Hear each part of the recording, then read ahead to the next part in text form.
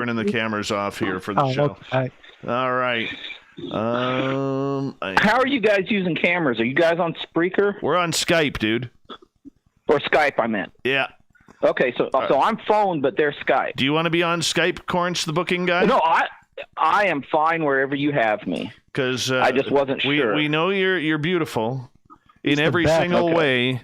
Words can't bring you down. You're looking to lose some belly fat. All right, I am just checking my phone battery. I'm good. That's a great song. That is a fantastic song. My phone battery. I'm good. Okay, who's got their speakers out? Corey, that's me. Turn your speakers there you go. down. Turn your speakers I down. turned it down. Hey, everybody. You were breaking in. Corrence, the booking guy here. You wanted him for the round table. We got him here. All right, let's give a shout out to everybody who is here so far tonight. I know we got Jack Clark. The gorgeous Jules is here. I know Kimberly is here. Hello. You're a lifer now, Kimberly. Good to see you. Hey, Minister Elaine. Good to see you. Brett Lewis is here, everyone. Brett Lewis, which means we can officially start the show. The gorgeous and talented Nicole Sakach, part of our panel tonight. Princess Denali, the official princess of Spaced Out Radio. There she is. You can get her autograph for free. Long Island Bigfoot, good to see you. Thank you for coming on in. Mario Heat, pleasure to see you again. High Game Vet, always a pleasure. Lufon, good to have you here, man. Good to have you here. Hey, Dark Hour, thanks for coming on in. Jenny, thank you for joining us.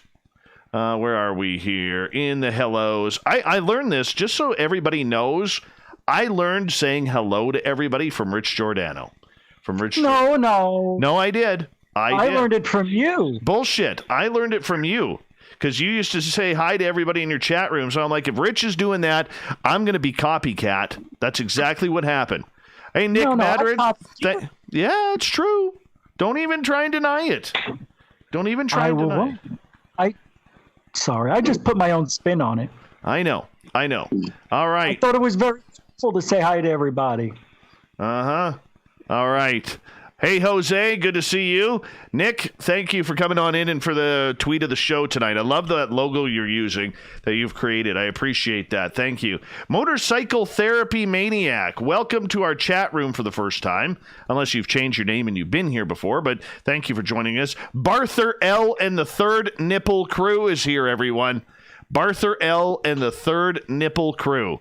We love you, man. And did all the real guests cancel tonight, so you scrambled last minute for this round table? I love the sarcasm. Thank you. Fapster, Hope Grandma Rose is here tonight with us at Guns N' Roses Does Not Suck. They are the greatest band ever. Sweet Donnie C is here. Susie Cutesy, been a while since you've been here, but we're glad you're back. Thank you. Hi, the gorgeous and talented Tina Prad. Who else do we have here? I think we're caught up. I think we're caught up so far. We got about 2 minutes. 2 minutes. And, yeah. Where am I here? Where am I? I'm ready to own the night. Of course you are. Of course you are. By the way, just to confirm with everybody, Nicole is on camera, just turned 40, and no turkey neck. It's beautiful. She's got a good neck going on here. Hey, this is the other thing. Here. Oh, yeah. No arm either. No arm swagger either. No arm swagger. Cool. Not bad. All right. Yeah, I don't work out. There's Corrence, the booking guy, mere person. Your work is a lot. Let's see here. We got Bigfoot Michigan Rob is here. Scoreboard Lounge, where are you? Where are you, Scoreboard Lounge? Because we kind of need you in here. Hey, Greg Gilgan, good to have you back. Bizzle, Ghost 66, boo. Hope I scared you. John Hudson, he's got his Stetson ready for tonight. John Hudson wears a very good Stetson, solid Stetson. Mr. Apnea, thanks for coming on in. All right, guys. We are about 30 seconds away, so we're going to start this feed here. We'll wait a few seconds here, because that's the only feed we really need to start now. Quick question, Dave. Yeah. Do we only speak when spoken to? How does this work? You'll find out, Corrence, the booking guy. Give us an How does update he on. not know? Give us an update on the mustache, Corrence. It's awesome. Hold on, It's, guys. Hold on. That's all we needed. That's all we got time for. Here we go. Remember, the super chat is open, everybody. And give us a thumbs up, thumbs down, whatever you feel we deserve. We would appreciate that. And let's have a good show.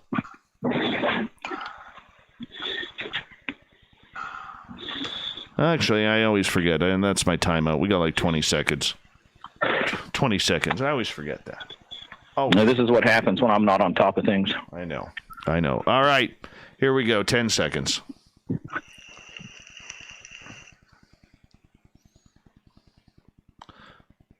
And 3, 2, and 1.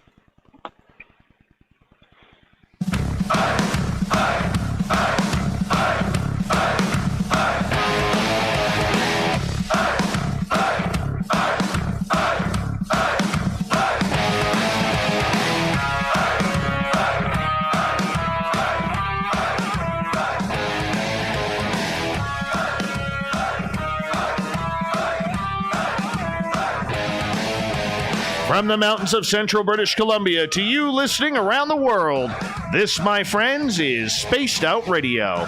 I am your host, Dave Scott, sitting in the captain's chair of SOR headquarters.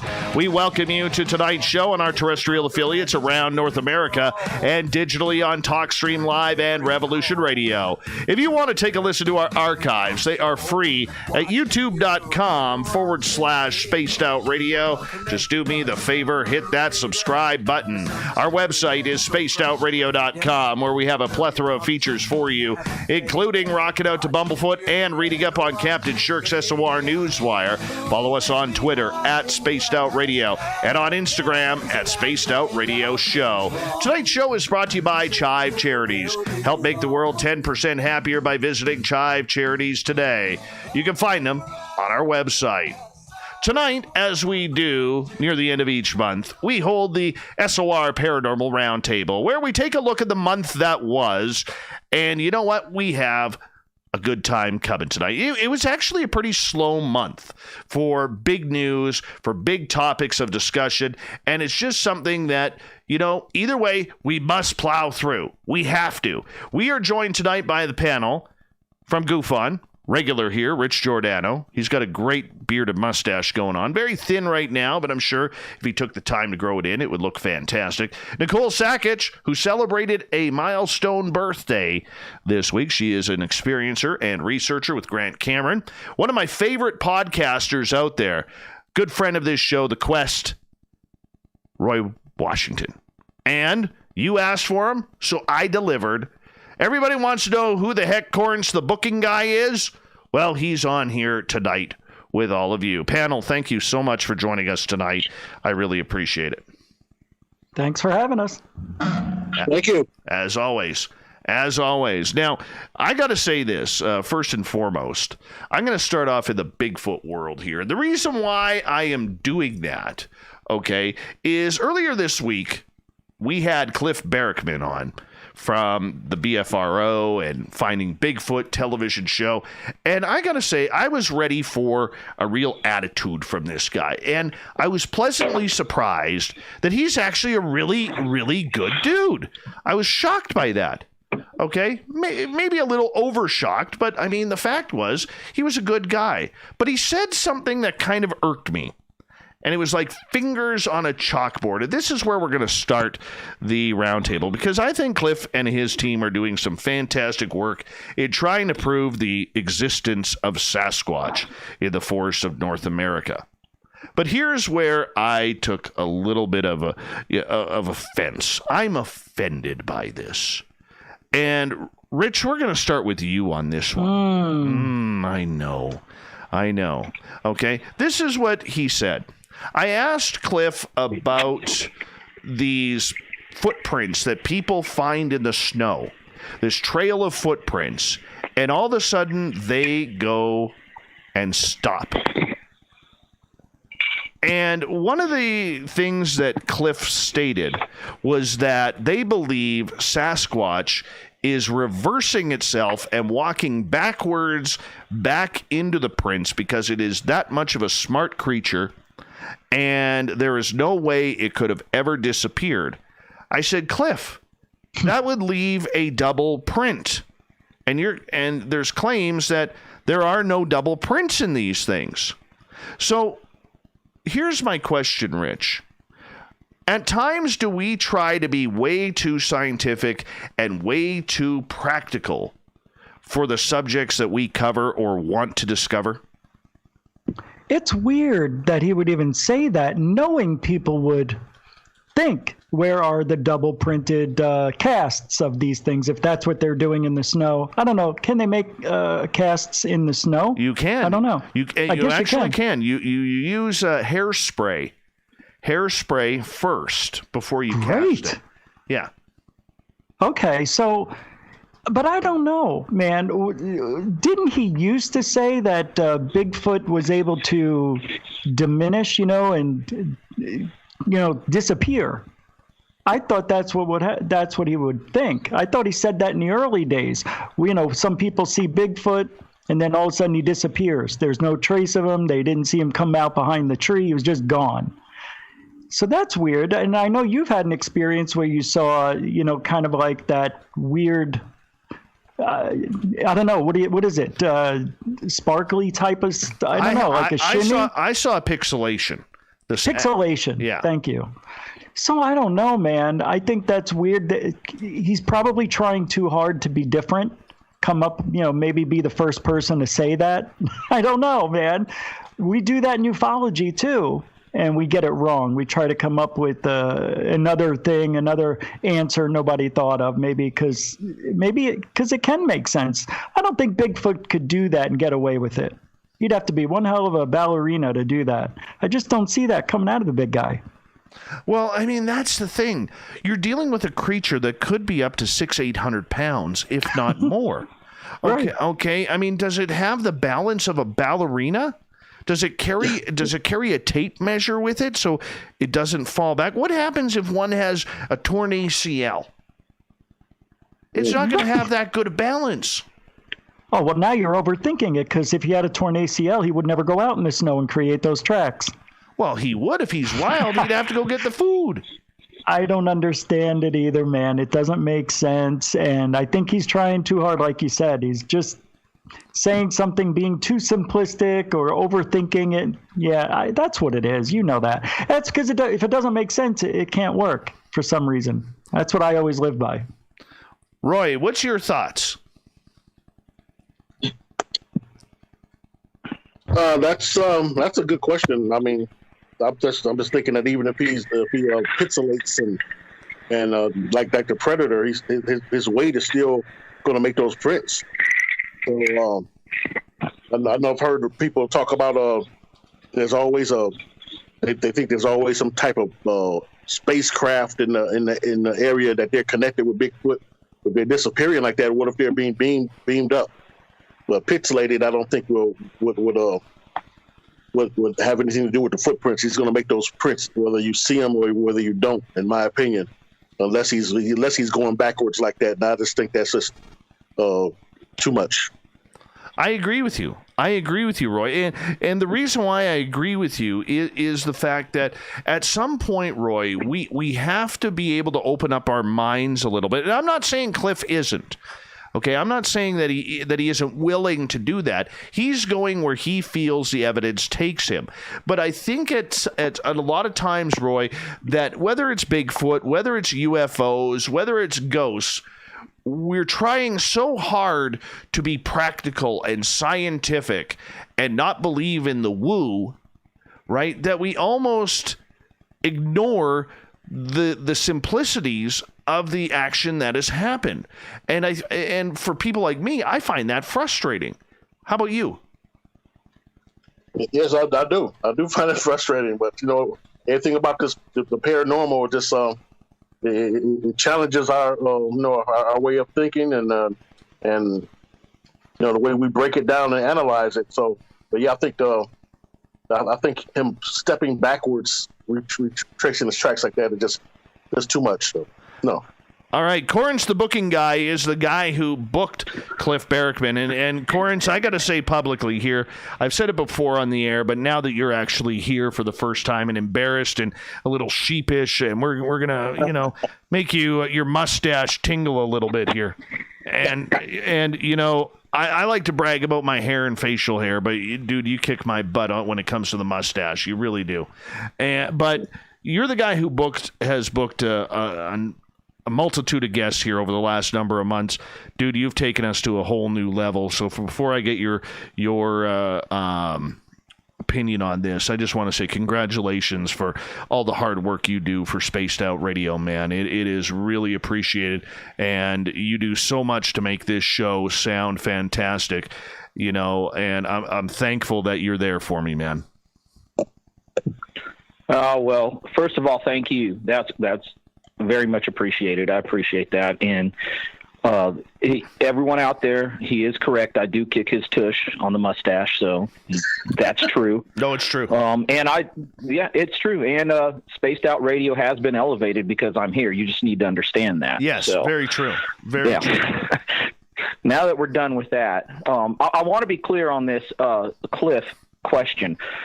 We're questioning his assertion that Bigfoot is backtracking on his own path, right? Yes. That's what Cliff said, that he believes that that they are backtracking on their own. Okay.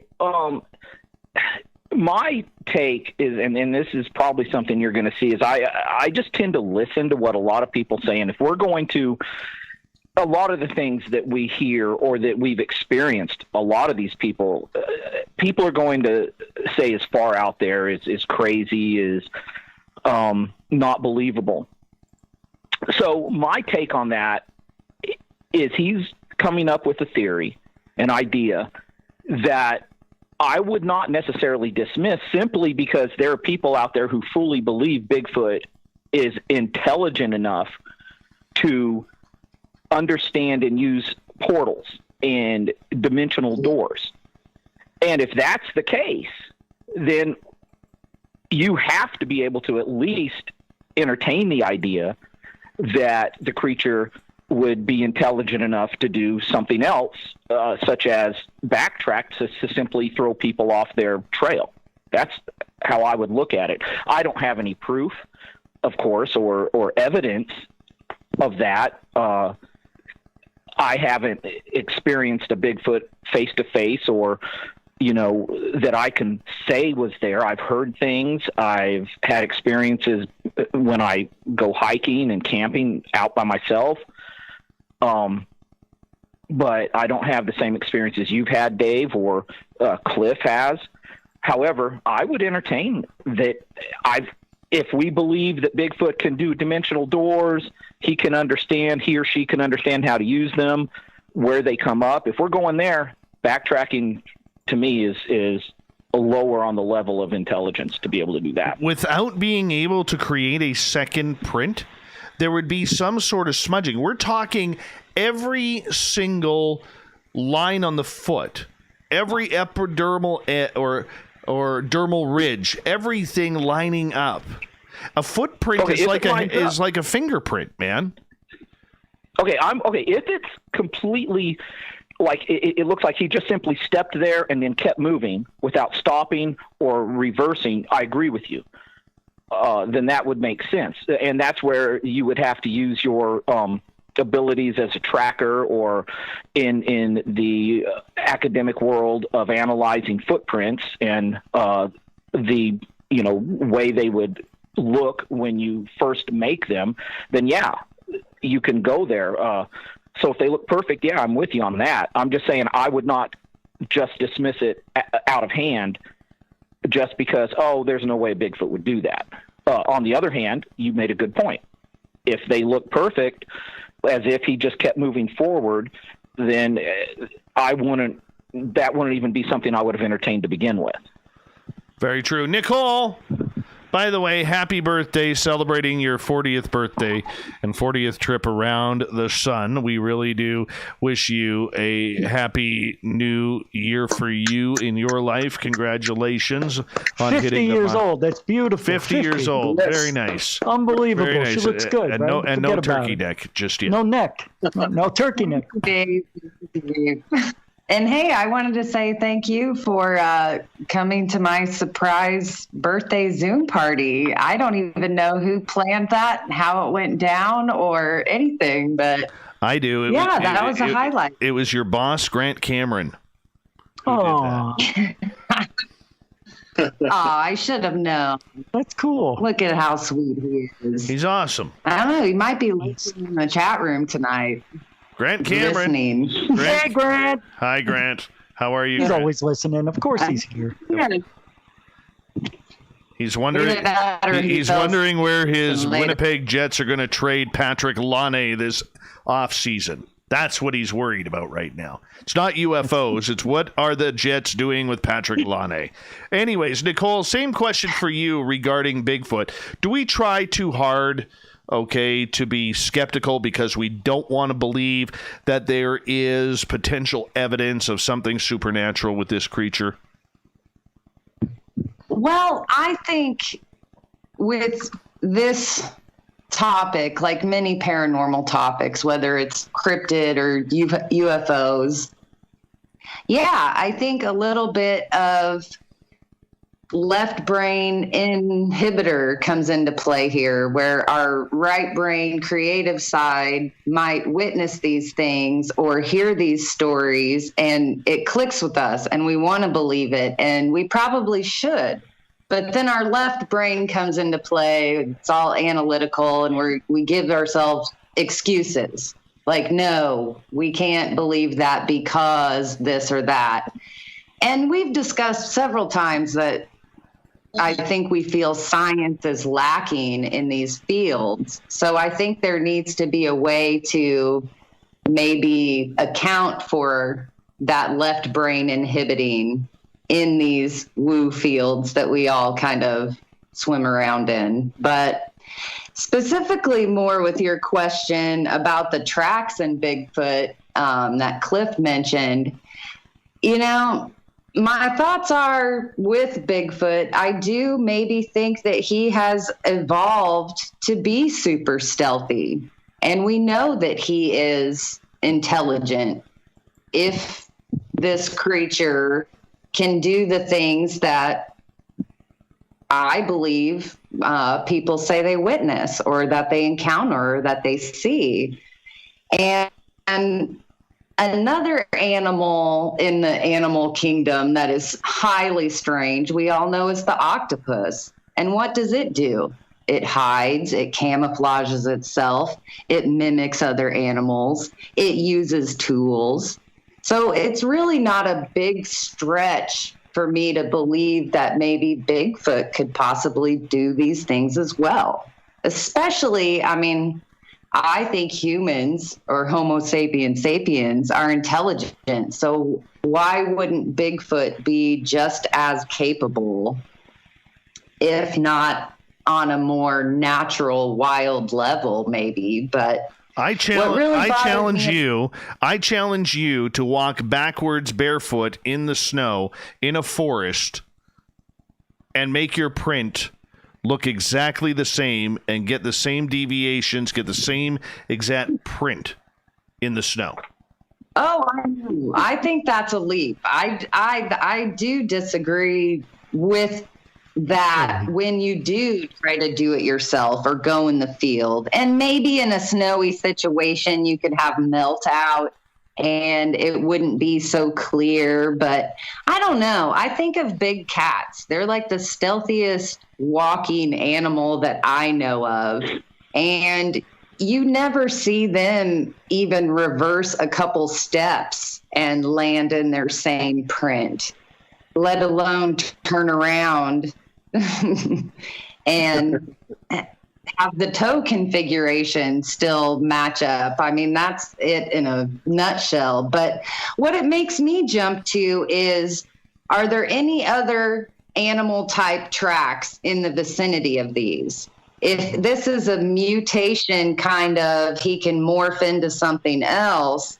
I mean, are there Bigfoot tracks and then 5-8 feet of nothing, and then there's like deer track or wolf track or some other being? I don't know. Well, you know what? I'm going to bring up a good point here that was just made by Squid in our chat room on YouTube, who stated that over time, okay, the prints change in the snow.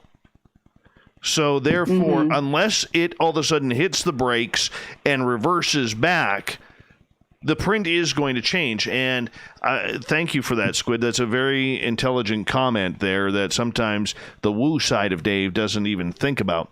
But there is that too. There is that possibility, crew. So yes. All right. But either way, all right, either way, it still comes down to the fact that, you know, at times I think we try too hard to be skeptical, Nicole. And you have dealt with this in the UFO field, so is Rich. Corrence, you know, his mustache, he's very critical of his mustache. All right. Roy is kind of new to the field, but he's learning very quick, and he's an excellent observer, and I'm sure he notices things as well. You know, at some point, how do we, or is it even possible, as we got about 2.5 minutes left here, Nicole, we'll start with you. Is it even possible to try and combine the woo with the science? Yeah, I do. I think it's completely possible. I think we just have to let go and trust in our own instincts a little bit with what we're experiencing and what we think we need to do to figure it out. I mean, we are rational people. We do try to give ourselves an excuse, or like you said, be skeptical. But at some point when we realize that that only gets you so far, then, you know, that's when you take the leap of faith, you know? Go into the beyond. That's where true science lies. If you want to know the truth, you know, it's in the unknown. For sure. Try anything. For sure. Corrence, let's bring you back in here. Are we trying too hard to be skeptical? Can science and the woo mix together? Most definitely it can. You're always going to have to be skeptical. If you're not, then you're not going to have a validity to what you're trying to show people is out there. You can't just accept everything. However, on the other hand, over skepticism will lead people to turning people off to something, and it often, you know, especially in the academic world, I've seen it firsthand. People more often than not go in with a preconceived notion or an idea rather than an open mind.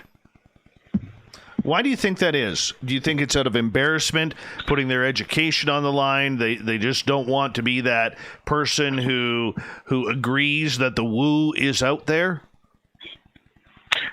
I think it's actually a couple of different reasons. I think that you have to take into account that people, their nature, human nature, a lot of times when people go in, they tend to think they're always right.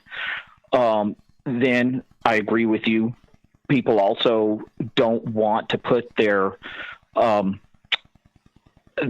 career on the line by being judged for having agreed or even asserted that something exists or something might be that their colleagues would then attack them for.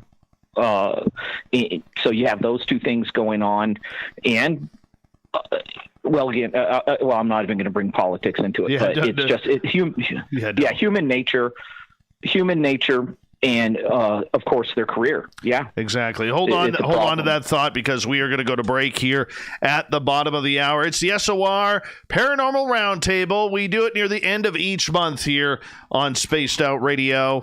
Rich Giordano from Goof On, researcher and experiencer Nicole Sakach, the host of The Quest, Roy Washington, and Corrence the booking guy here on our panel tonight.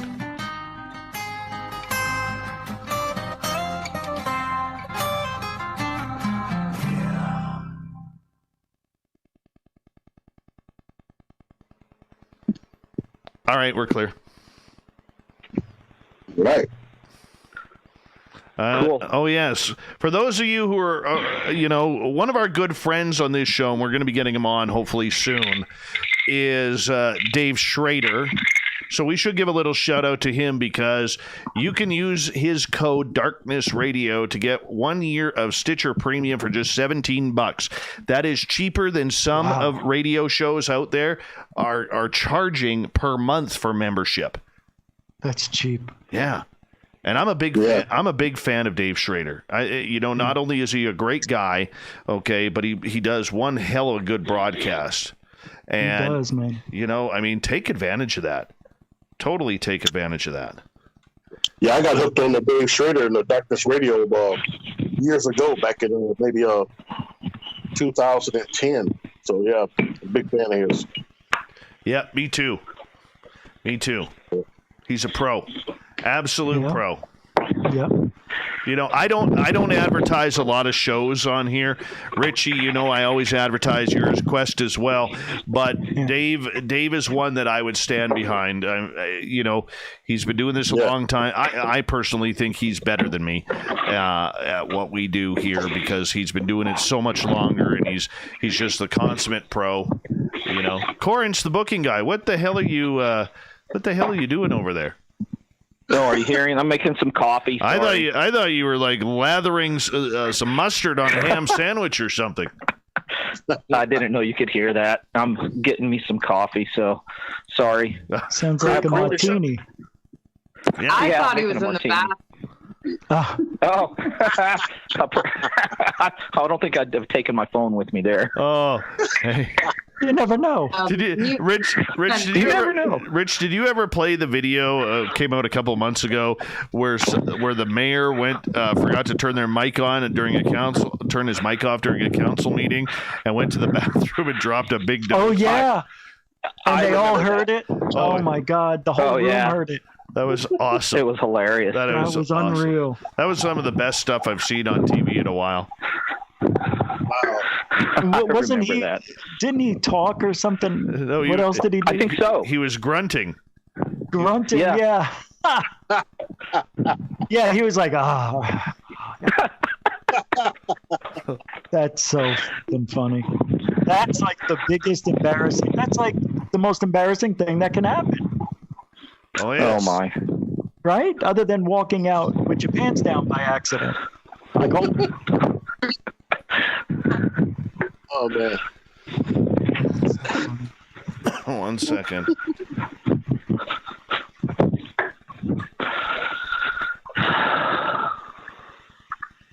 Yeah. Hey, Rich. Yes, Nicole. What's this new gig you got going on where you're like King of Arizona?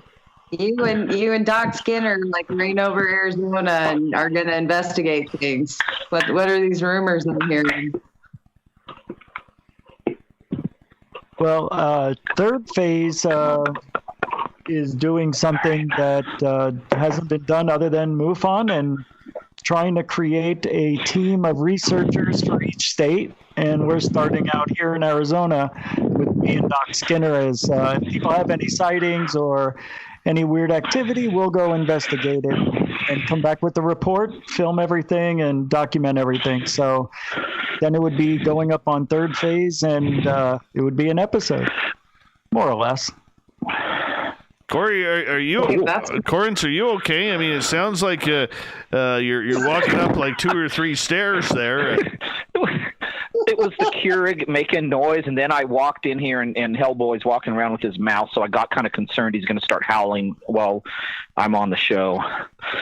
So, just if it happens, I apologize. All right, we got about 1 minute here. Thank you to Cat Chaser for kicking off the super chat tonight. Really do appreciate that. The super chat is open. Great way to support what we do. Also, make sure if you're new to the channel, you hit that subscribe button or thumbs up, thumbs down. Arthur, I haven't got your thumbs down yet. I'd appreciate that. And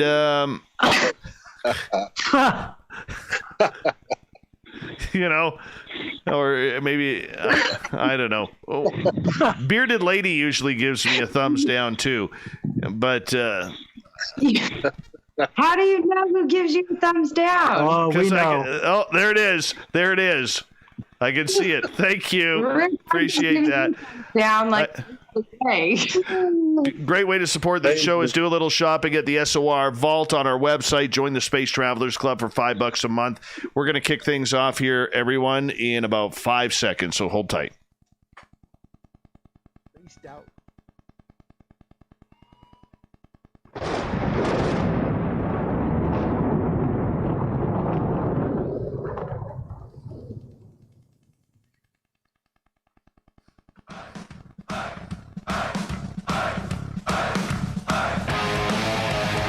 Welcome back to Spaced Out Radio. Second half hour is underway tonight. I am your host, Dave Scott, sitting in the captain's chair of SOR headquarters. We welcome you to tonight's show, including everyone around North America tuning us on in. We appreciate you. Hey, I want to remind you that if you've missed portions of this show or others, go to our YouTube channel, youtube.com/Spaced Out Radio. Just do me the favor. Hit that subscribe button. Our website, spacedoutradio.com. We have a plethora of features for you, including rocking out to Bumblefoot and reading up on Captain Shirk's SOR Newswire. Follow us on Twitter at Spaced Out Radio and on Instagram at Spaced Out Radio Show. It's the Paranormal Roundtable. We do it near the end of each month where we bring in a little bit of a group of friends here to debate, discuss the month that was. We're going to continue on here with Roy Washington from The Quest. Yeah, great podcast out of Milwaukee. I mean, I'm not sure about his baseball team because I'm a Yankees fan, but they have been better than us recently. Roy, right before the break, we were talking about skepticism. Are we trying too hard to be skeptical? And can we combine the woo with scientific data to form some sort of answers to what is going on? I think personally for me, a lot of times the woo walks hand in hand with the scientific data because, as I'm getting into this and hearing people like Dave Schrader, who we spoke about, and you, Dave Scott, Coast to Coast, I'm hearing stories of paranormal and stories of cryptids that's not normal. That's not normal conversation that I'm used to hearing. Knowing that there's other things out here. Other degrees of intelligence and species out here in this world, that gives me a lot of woo right there, taking in all this knowledge. So it walks hand in hand for me personally, most of the time. How about for you, Richie G? Yeah, man, you gotta.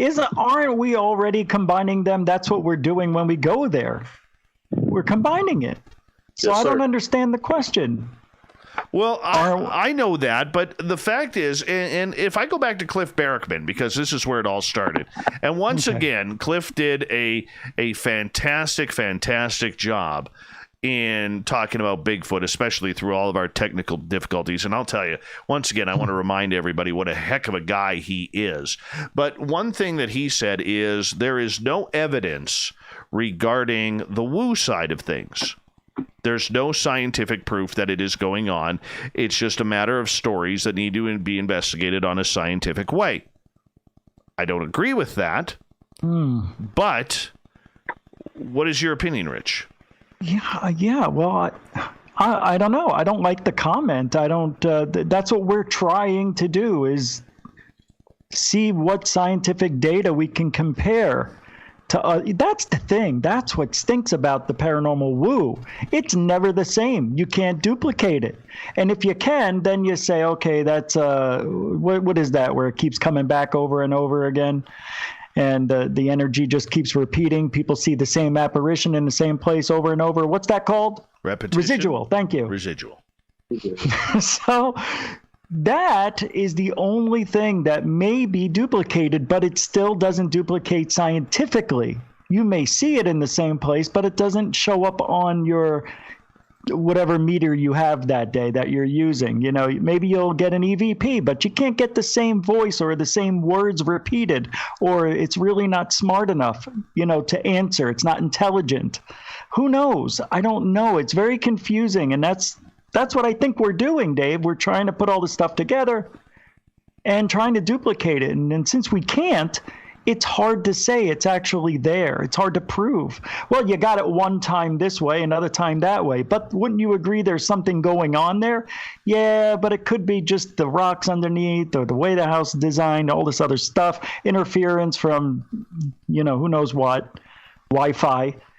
So you got a lot in the equation, man. And to duplicate it is the only way to get real good data. And that's very hard to do. All right. I want to get to Elaine's point here because I think she brings up a very good point, Rich. She says, if an eyewitness can stand up in court, why can't an eyewitness be legit on a Bigfoot sighting? But I'll even say with UFOs or ghosts. Well, we capture criminals. We know there's criminals out there. We just haven't captured Bigfoot. Till then, it's just stories. And unfortunately, that's what people are saying. Yeah, you may be able to go to court, but say, well, wait a minute, we don't have any real good evidence of Bigfoot. Really good data. There's very little. And yes, there's stuff out there, but a lot of people say it's fake or CGI, whatever, and you can't prove it unless it walks right up to the camera, basically. So that's why, man. I mean, we capture criminals. We know there's bad people out there. And if somebody has a reputation, there we go. Repeating the same stuff over again, proving a point that there is something wrong with this individual. Bigfoot, we can't duplicate. It's hard to get the same data over and over. I mean, you can go to locations, right, Dave, and have those, those where fruit is being taken. What are those called? All the gifting thing? Yeah, my gifting site. Yeah. So do you have anything on camera yet? I mean, if we can get something on camera, grabbing it, that stuff never seems to happen. No, I hear you. I lost my train of thought. I'm done. Bigfoot. Right, I'm thinking Bigfoot and I can't think straight. I get so upset.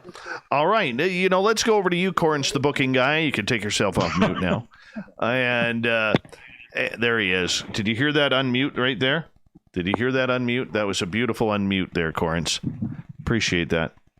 And anyways, Corey, what is your thoughts in regards to the fact that in a court of law, eyewitness testimony can be used in a court of law, but if it's in the court of woo, we're not allowed to use it. It doesn't make sense. It doesn't equal up. It's all garbage. It's all hearsay. What's your thinking on that? Okay. Is that Sorry, your cat? Hellboy's howling. Is that your Yes, cat? that's Hellboy. That's awesome. That's what I was warning you about. Hold on. All right. Spookles the cat is going to absolutely go haywire over this. She's going to be like, shut up, Dave. Shut up, Corey. Let me hear the cat talk. He's walking around with his pet mouse in his mouth. Anyway, he heard his name, so he stopped. All right. Okay, the problem I see with the evidence issue when it pertains to the paranormal, you have people who are experiencing these phenomena that, in all likelihood, none of us expected. It happened. It's very difficult to replicate. And that just leads then to the obvious that we aren't prepared to gather proof at that moment. And when it happens, people are like, oh, why didn't you get video? Why didn't you do this? Because I was thinking about this the other day.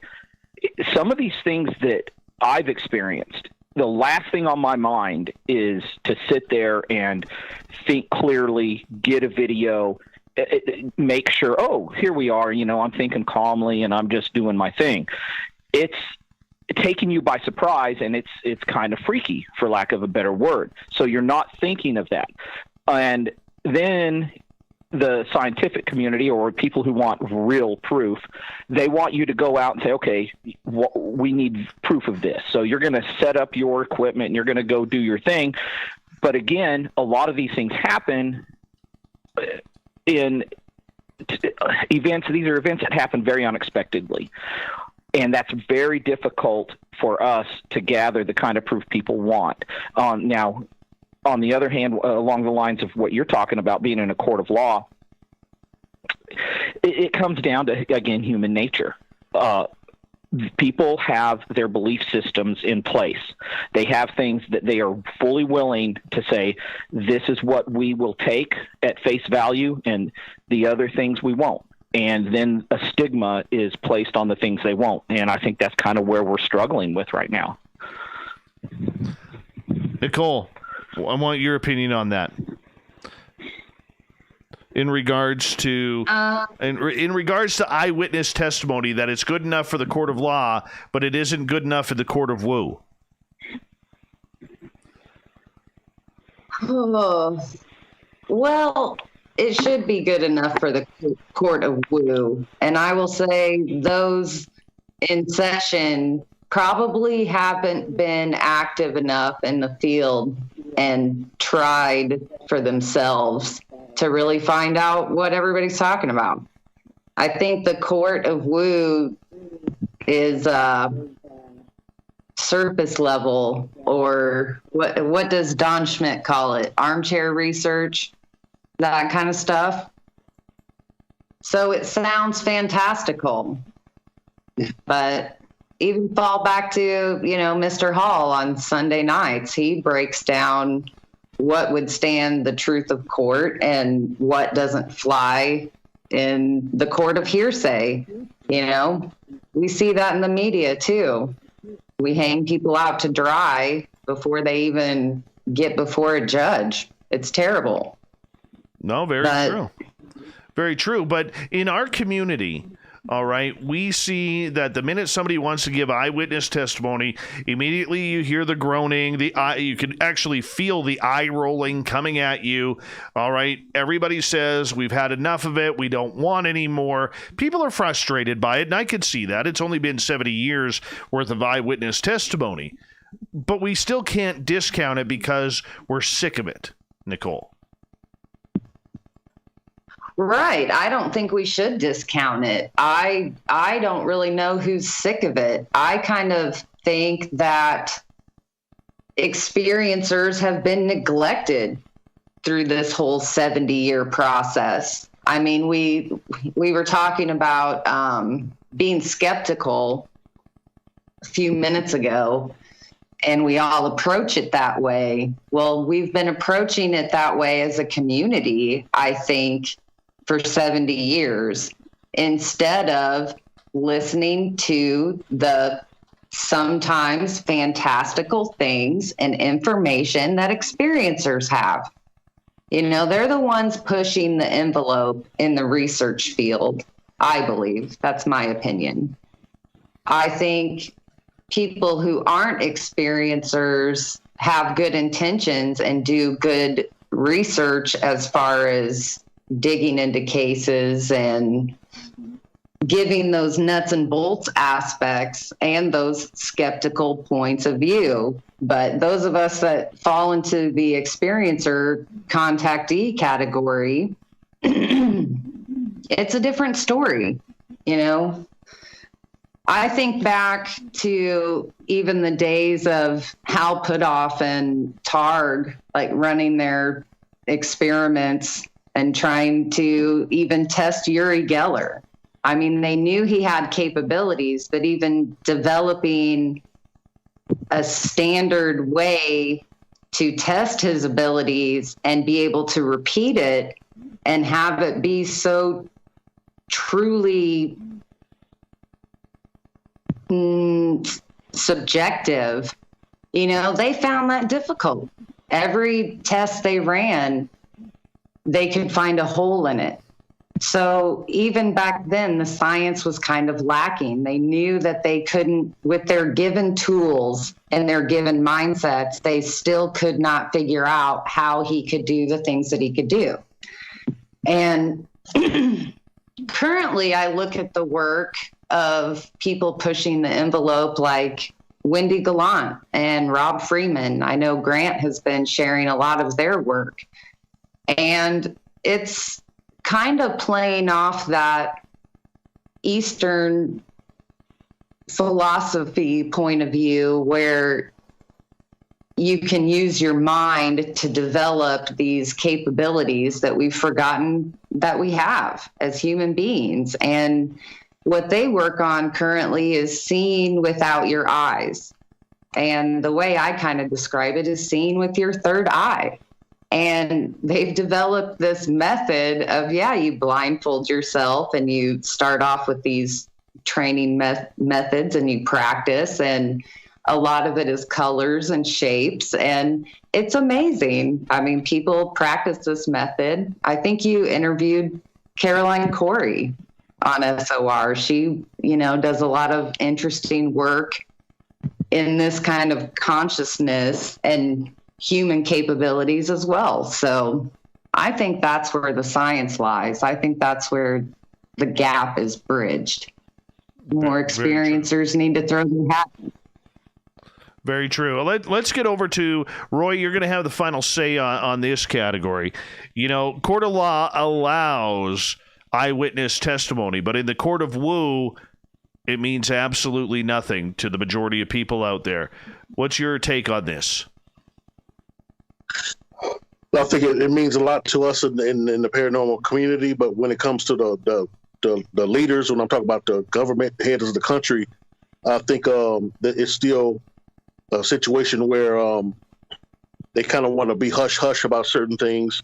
That's why a lot of times when I hear interviews, especially guys in the military, and I served as well, who have experienced Bigfoot or cryptids out in the field, they're a lot of times threatened as far as with their career status to be quiet about what they've seen. So until it gets to the point, and it's going to get there, where the heads of the nation, we get to the point where we're all ready to openly talk about the cryptids and UFOs, all this stuff, and openly talk about it, then we'll be accepted as far as in the court of woo to really openly speak, especially those who have those career type, those uppity type careers, and not have to worry about that and be able to speak openly about what you've seen and what you've experienced.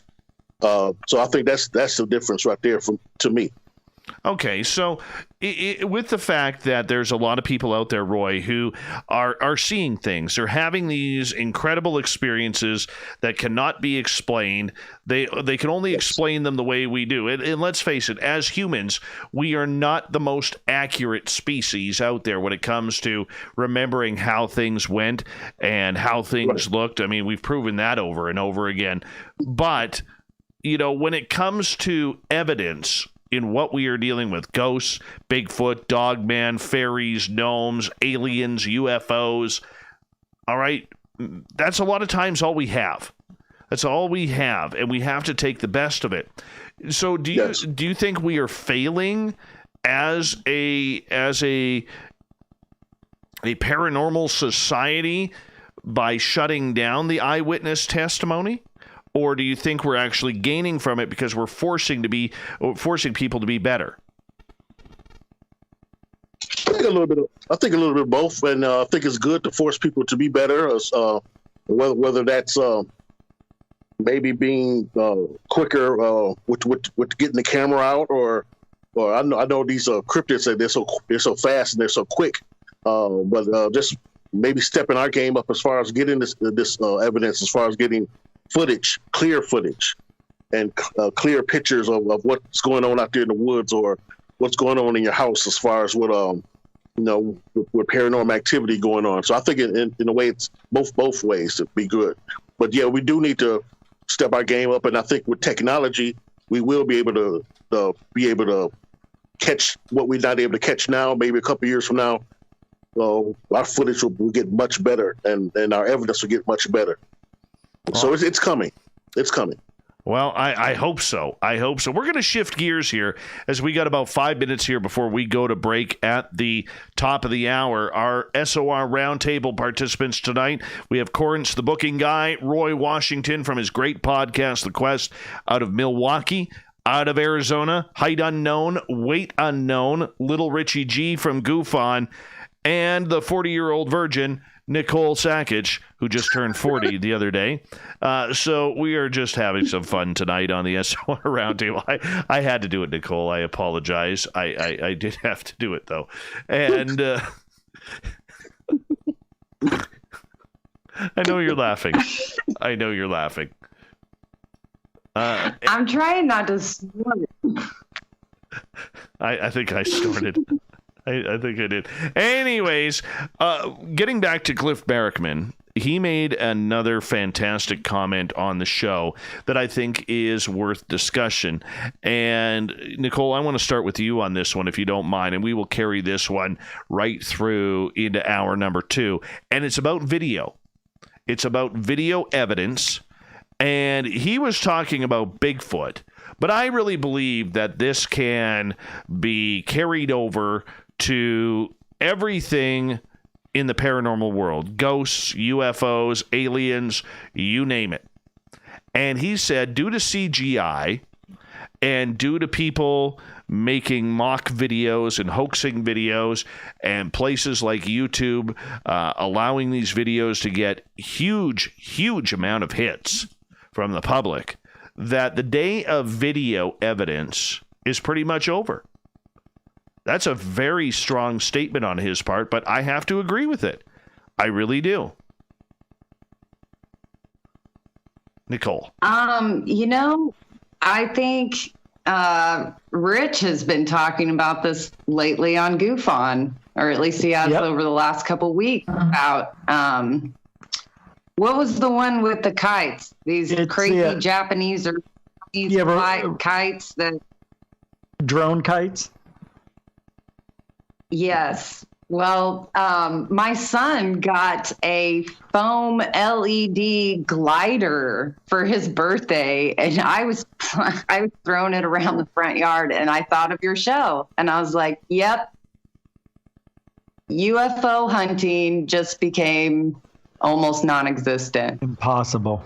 You know, sky watching. It's just It's going to be too hard. There's no way."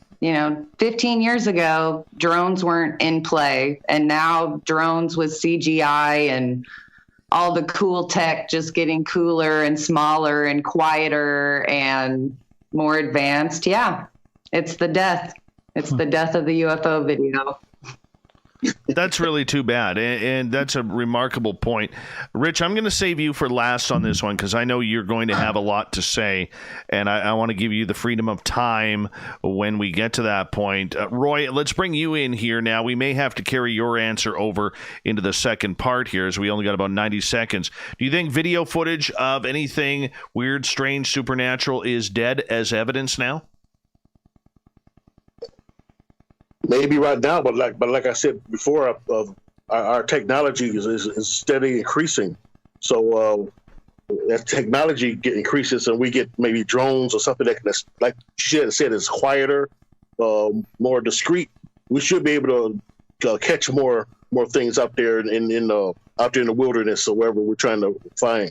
So yeah, it goes. We're going to go as far as technology takes us.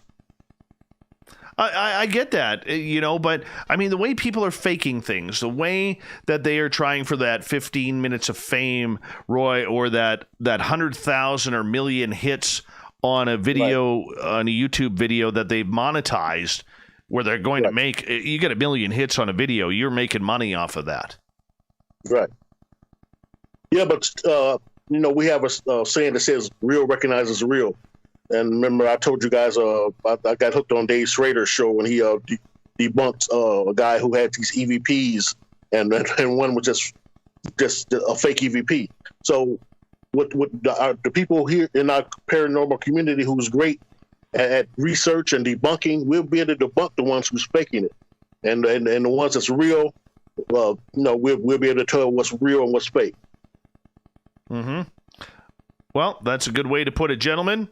Lady, I'm going to get you to hold on right here because we are going to go to break at the top of the hour on Spaced Out Radio, and we appreciate it. We got a fantastic panel. 1 hour down, 2 hours to go here on the Mighty SOR Paranormal Roundtable. We do it near the end of each month, looking back at the month that was. And when we come back, we're going to get Corrence, the booking guy's opinion, and Little Richie G's opinion when it comes to video footage of UFOs, Bigfoot, ghosts. Is it dead, or can we still look at that and use those video samples as evidence? The roundtable continues right after this on Spaced Out Radio.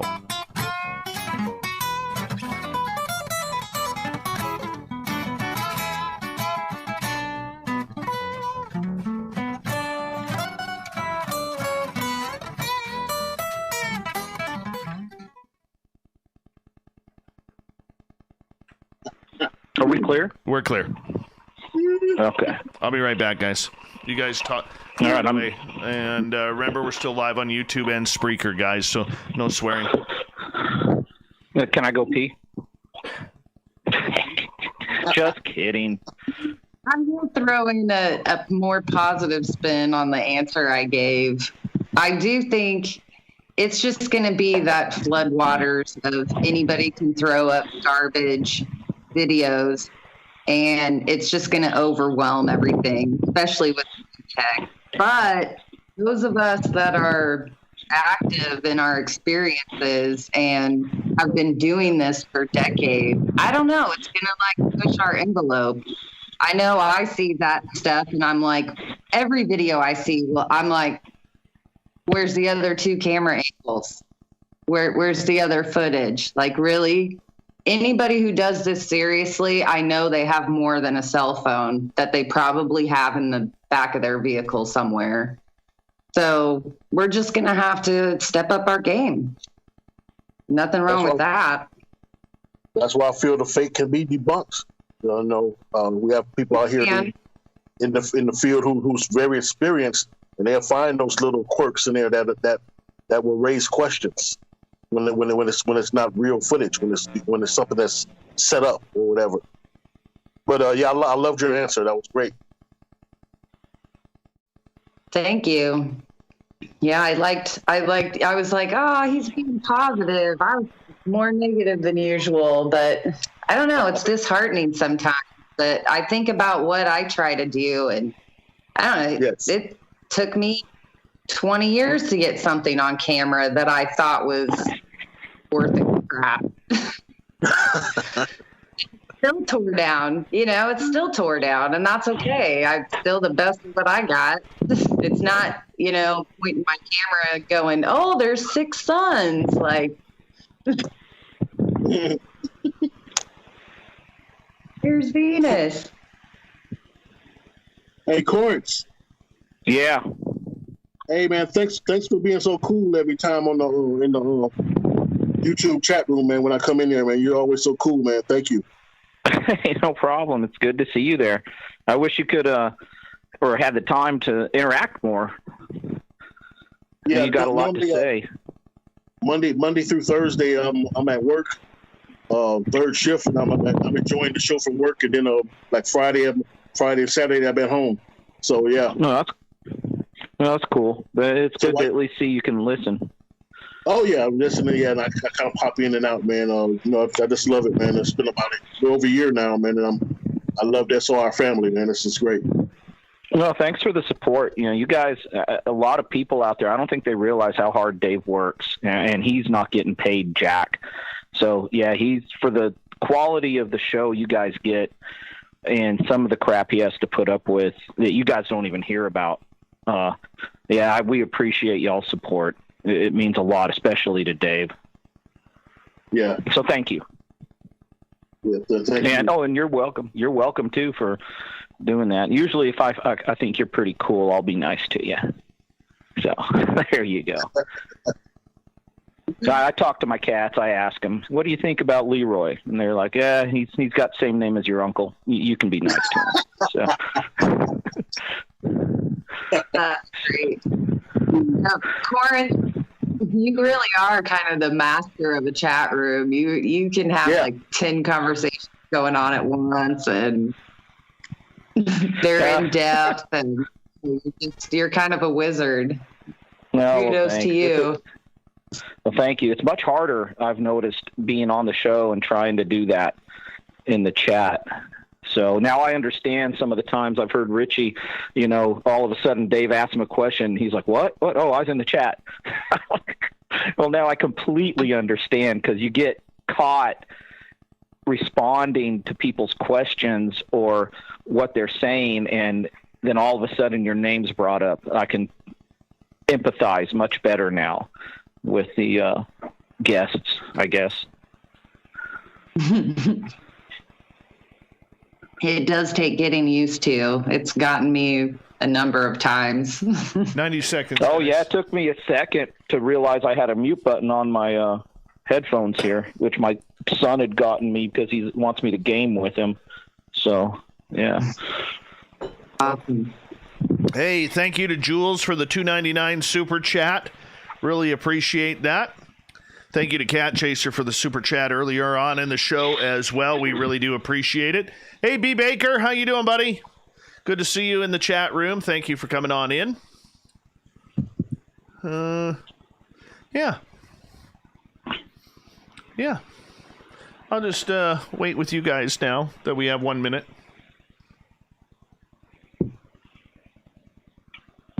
Barther, you did not. Don't lie like that. That's not nice.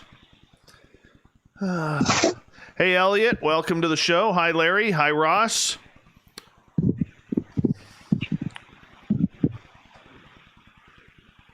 All right. Hey, Barther, how's your mustache? All right. 30 seconds, guys. Manimal, welcome to our chat room and welcome to Spaced Out Radio Live for the first time. Thank you for tuning us on in. We appreciate that. Thank you. 30 seconds, Dave. All right. Good way to support this show is to hit that super chat, hit that subscribe button if you haven't already. Give us a thumbs up, thumbs down. Here we go with hour 2.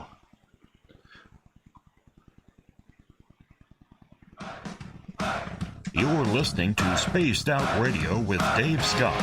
Follow Dave on Twitter at Spaced Out Radio and on Facebook, Spaced Out Radio Show. Hour number 2 of Spaced Out Radio is underway tonight. I am your host, Dave Scott. Thank you so much for being with us. Hi to everyone listening in on our terrestrial affiliates around North America and digitally on TalkStream Live and Revolution Radio. Remember, you can check out all of our archives for free by going to youtube.com/Spaced Out Radio. Just do me the favor, hit that subscribe button. The Desert Clam has set the password for tonight in the SOR Space Travelers Club. Yatagon. Yatagon is your password. Use it wisely, space travelers, as the clam sets the password each and every night right here on Spaced Out Radio. Our website is spacedoutradio.com, where we have a plethora of features for you, including rocking out to Bumblefoot and reading up on Captain Shirk's SOR Newswire. By the way, thank you to all of our listeners who wished Bumblefoot a happy birthday yesterday. We really do appreciate that. He liked it too, he told me. And, of course, follow us on Twitter at Spaced Out Radio and on Instagram at Spaced Out Radio Show. The Roundtable continues. We do this near the end of each month, where we talk about the month that was in the strange and weird. And our panel tonight is fantastic. We have researcher Nicole Sakach, who works very closely with my mentor, Grant Cameron. We have Corrence, the booking guy, who does all the bookings for my guests here on the show. It's his first time doing this on this roundtable, so we're glad to have him and his mustache here tonight. Rich Giordano from Goof on YouTube, so make sure you go to his channel and hit that subscribe button. If you're a fan of us, you will definitely be a fan of Richie G's. And, of course, from the Quest podcast. It's an award-winning podcast out of Milwaukee. Parts unknown, weight unknown. We have Mr. Roy Washington. Everyone, welcome back. And, Rich, I want to start with you here on this one, okay, because I want to give you some time here on this. Hey, Dave. Yeah. I need to interrupt. There's a severe interruption either on your mic or someone else's, and you're cutting out. Oh. I thought I sounded pretty good here. Okay, I just unmuted. I agree with Rich. I hear it too. Yeah, I hear it as well. Weird. I don't know what's causing that. Maybe if I turn it down just a little bit. No, it's fine now. It's gone. It was when before, but I don't know what happened. Could have been interruption. I don't know. All right. The YouTube chat and the other chat rooms are saying that I was clean and clear, little frosty. Huh. Looking good, feeling good.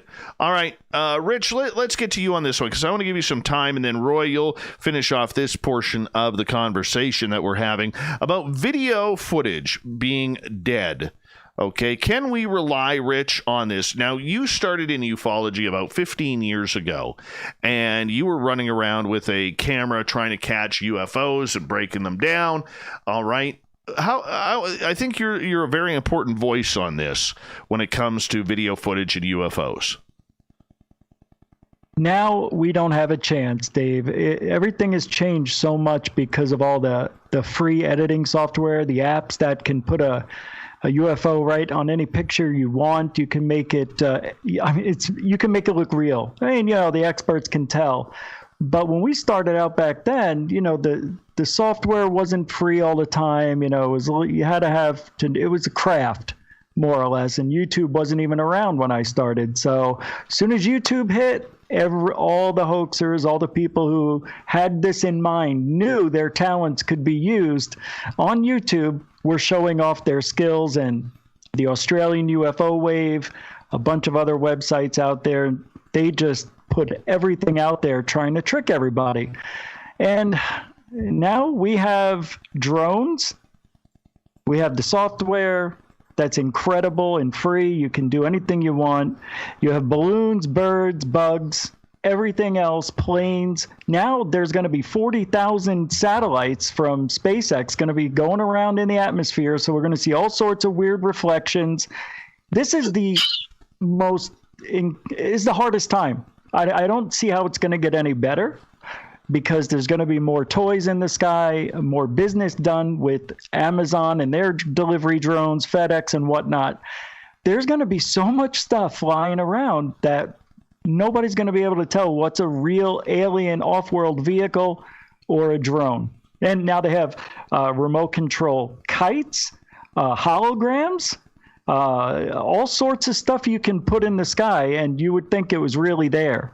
They even make there's screens made out of water that can actually be, this is getting to the point where we're not going to be able to know anything in the sky anymore. Unless you have a really great camera and a good critical eye and critical thinking, that you're smart enough to decipher that, which is why I'm glad I started when I did, because I'm able to go through this change and the insanity that is now recording things in the sky, which we can never tell what is what anymore. And then got the rockets going off here and there and everywhere. I mean, it's impossible. It really is impossible. You can tell how high my voice got. I was serious. It's impossible. Rich, how do we go about deciphering the evidence? Like you mentioned that the pros who do this full time can tell what is real and what is fake. Okay, but for the average person out there, all right, they can't tell. Nope. They're relying on YouTube. They're relying on Facebook and Instagram and Pinterest and all of these video sharing companies out there on social media to get their information, because they're not getting it from the mainstream news. They're not getting it on television that continually, any UFO show or Bigfoot show always seems to show the same footage over and over and over again. All right. How does the public learn about this then? How do they get the information when all they want to do is learn? Here's the thing. The great thing about this is, over this time, and especially this year, more than any other year, because people have been home, people have learned how to watch YouTube better. They've learned how to interact with each other, with their like grandma and grandpa now can talk with the kids all the time. Now they figured it out. I've never seen more people come out and use their phones as recording devices and whatnot. People are smarter now. They already, it's amazing. People can see stuff on YouTube and go, oh yeah, I've seen that before. They've spent a lot of time at home on YouTube the last 6 months watching this stuff. And I think there's been an uptick in intelligence. So I think we're on that trend. People are really seeing and understanding what they're seeing better than ever, but there's still, now we've filled the sky up with so many things, it's just got that much harder again. So it's always hard. It's the experience. If you go out and you look at the sky every night and get used to seeing the stars, know the satellites, yeah, that's the only way you could really know. But the layman, the regular observer, I don't think they'll know, but most likely they're going to say, that's got to be fake. That looks like a drone. Everybody's saying that now. So it's out there. The word's getting out. All right, let's go to Roy Washington for the final word here on this topic. Roy, do you believe video footage of UFOs, Bigfoot, ghosts, as using it for evidence of the phenomena is real? or is it past its prime? I was just listening to him. I believe he hit some great points. I still just believe that we will be able to, like I said, with technology getting better, we will be able to still stay in the game as far as getting that footage and everything. But it's going to take some of the very elect in this field to be able to decipher the real from the fake. You're always going to have the knuckleheads out here, so that's something we're always going to have to deal with. But whenever that real that footage comes through, I think the people who's great at debunking will be able to let us know, okay, well, this is some footage right here that we should take another look at. It's something genuine about it, and the rest gets thrown to the side. But I just can't see how with technology we won't be able to be quicker and better at catching evidence. All right, and I forgot to give Corrence, the booking guy, a shot on this one. Corrence, you get the final say on this one. Okay, great. Sorry. I just wanted to say that this actually kind of excited me when you brought this up, in particular because the other day I'd finished up doing some work around the house in the garage I was doing. I came inside, was able to get on Richie's show and watch some goof on. And while I understand the reasoning to say it's going to be harder and harder for people to see what's fake and see what's not, I think it's people like Richie and what he does, where his experience and what he's pointing out is going to keep us as a community more in tune with what is fake and what isn't. And I really appreciated that, because just watching him and listening, I think people like him need to be given credit for what they're doing. And it was so easy for him to just point these things out. So I don't see it as much of a problem as I think some people would. Just my 2 cents on that. Corey, do you think, though, okay, and I agree with you 100% about Richie, okay? I really do. I think he's one of the brave souls out there in this field that is not willing to say, oh, well, look at this. Is this real? Is this not? That whole clickbait kind of BS. I don't think Richie does that. And, I hate talking nice about the guy behind his back like this, but we will do that, all right? And I agree with you on that, but that being said, the public still wants their videos.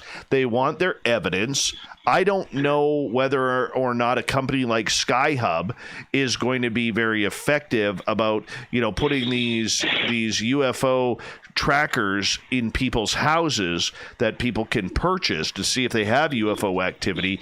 But it is going to be interesting to see what comes out of this, because like Richie and Nicole and Roy all said, with the advancement of drones and the way those are taking off, and they're not going away. They are the future. They, like Amazon and other companies, want to deliver packages via drones right onto your property. All right. I mean, this is where we are going to see a lot more activity in the sky above as we start to leave the Flintstones and go more into the Jetsons type of world. So, Corey, can we rely on it, or can we ever get back to relying on video footage of anything paranormal? Yeah, I see exactly where you're going with that. And you know what? I kind of agree with what you're saying. We've had the ability to get the footage, to get video for a long time, actually. Now, have we had things set up to capture footage that's, just spontaneous? Not necessarily. Like what you said, the SkyHub would give us that kind of ability. However, with the technology that is advanced, not on the video side, but on, like you mentioned, the drones and what we're going to be seeing in the skies, it's going to be very difficult to distinguish between what is man-made and real and what we would deem or term as alien or out of this world, if it is actually out there. And then, of course, you always have the people that just use their computers to fake it. So, yeah, that's a very valid point, Dave. The way things are going, who knows unless we can actually sit there and track down whatever we're looking at in these videos, it's going to be hard to tell if it's man-made or not. That's the difficulty. And we're going to go through that for a long time, everyone, as we continue on with the SOR Roundtable here. This leads to more of a UFO question here, because for the last number of months, we seem to have had a lot of activity, a lot of news going on, Rich, when it comes to UFOs, whether it's news out of the To the Stars Academy or news about other instances with the military or the government. I mean, there's been a ton of information coming out over the last number of months, and yet September, we don't see very much happening. So my question to you is, with a United States election looming and this topic of UFOs or UAPs, whatever you want to call them, okay, starting to warm up leading up to this fall's election, are we going to go and see the UFO topic go a little bit silent previous to the election? Or absolutely. Oh, sorry. There's more. But wait, there's more. Yes. Or so what's the rest? Or do we see this heating up because UFOs are a little bit of a hot button topic going into this year's election? Yeah, yes and no. I mean, yeah, Trump has talked about this several times. I mean, more than any president that I can remember recently. It is a strange time in the U.S. because of the election. So I think we're going to see a slowdown. Now, I can't predict the future, but if I was to hedge a bet on this right now, I'd say it's going to slow down tremendously. But right after the election, I think there's going to be a huge uptick in UFO sightings. I think it's just going to chill out for a little bit. We're still getting reports. They're still coming in. And they are weird stuff, man. Can't explain most of them. So I don't know what that means either. Because anytime we see some of these things, they're kind of interesting. You know, it could be a UFO or a drone, but you know, it's that good. We don't know. But yeah, Dave, I think with the election, it's going to slow, stay steady. But I did like seeing all the mainstream media we got this year. I couldn't believe we were seeing something almost every other day. It was incredible. Absolutely. I think that we could see this pump up on the electoral side of everything, Rich. But when it comes to actual news, whether that's from Marco Rubio, whether that's from the TTSA, whether that's from anybody reporting on this subject, I don't see a lot of news coming out that's going to hit the mainstream. Yeah, and I've been asking around, and everybody seems to be quiet. Nobody knows what anybody's doing right now. It's really weird. At least that's how it is on my end. Yeah, mine too. Roy, what do you think about UFOs? Are we in a lull now until the election, or does this become an electoral hot button issue? In my humble opinion, I think like Rich said, it's going to slow down a little bit, but it may pick back up after this election. This is probably one of the more historic and important elections we've faced. So yes, it's going to calm down for right now. But after we get the new person in office, or whether it's the same guy, it'll pick back up, because I think the UFO situation and that's going to have a lot to do with us going forward in the future. And I don't know how that ties in, but it's going to have a lot to do with our country, with our world, with us learning more about what the government knows, as far as what they have and don't have, and wherever they're storing these machines. But it's going to come out later on. But right now, the election is going to take precedence over everything. Do you see UFOs becoming a hot button issue leading up to it? I mean, it did in the last federal election. Do you call them federal elections down there? No. Okay. Or presidential elections, I guess. Yeah. Okay. Yeah. The election. All right. Sorry, token Canadian here. And the whole point that I'm getting at regarding that is Roy. There's a lot of, and I don't want to take this down a political route because we aren't a political show whatsoever, but there's a lot of upheaval on both sides right now. Does UFOs have a place on the hot button issues like it did leading in where John Podesta was pestering the media to go after Hillary Clinton about UFOs? Trump dodged the question, but he, after the election, he has talked a lot about, UFOs. Roswell. He's talked a lot about this. So going into this one and knowing that what we know now, the creation of the TTSA, the videos from the United States Navy, the Go Fast Gimbal and Tic Tac, and the eyewitness accounts that have come out, and now Marco Rubio saying that we're taking this seriously and we want taxpayer funding to research this. I mean, to me, this sounds like UFOs is going to be a part of the political future. Yeah, most definitely. But as far as right now, I think there's other topics that's going to dominate the debates and what we're looking at as far as getting our next leader. But yes, UFO is going to be a big part of it once we've settled into our new leadership or whatever the leadership is going to be from here on for the next 4 years. Then the UFO is going to take precedence again, and it's going to be a big part of what we're doing in the next 3-4 years. Sounds good, my friend. Sounds good. Corrence, the booking guy.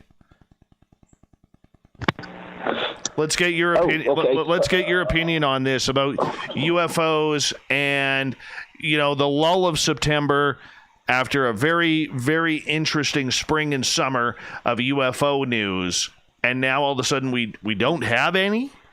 And go ahead. I was going to say, actually, I have 2 points to make on this. I personally think that it was encouraging to at least see well-known media types, whether you like them or not, bring up the topic and approach it with somebody who has a stature as a U.S. senator or even the president. So I think that's an encouraging event for us to see them approaching those topics.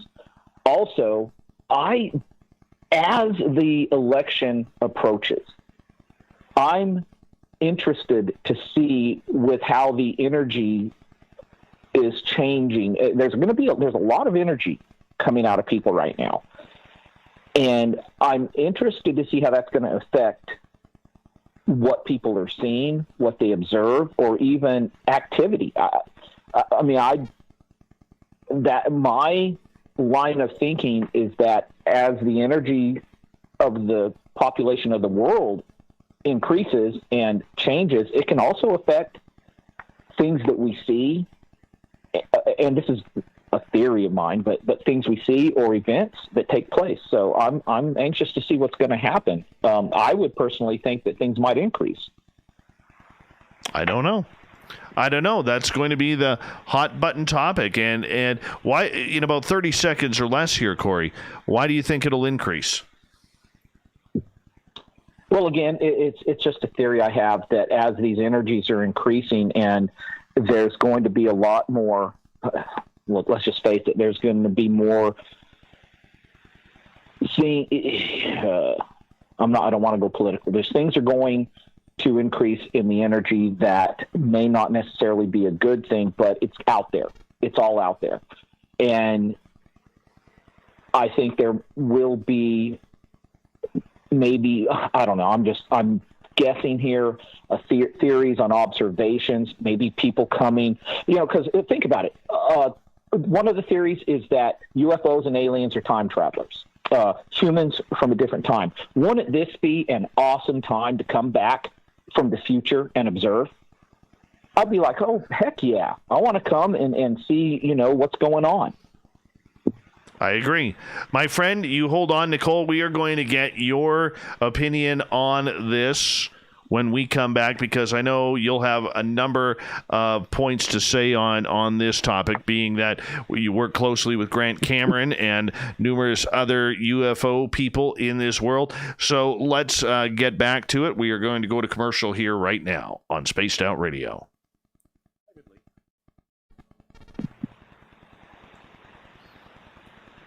Apparently, I talked right through the music, so that's okay.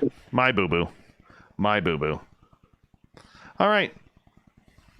Hi, guys. Hey. Hey. All right. Great show. So far, so good. So far, so good. So far, so good, yeah. Yes. Good time, good stuff, good comments, good people. Good Friday. Good grief. Charlie. that was great. It's a good. It's not Good Friday. No more joking around. I'm sorry.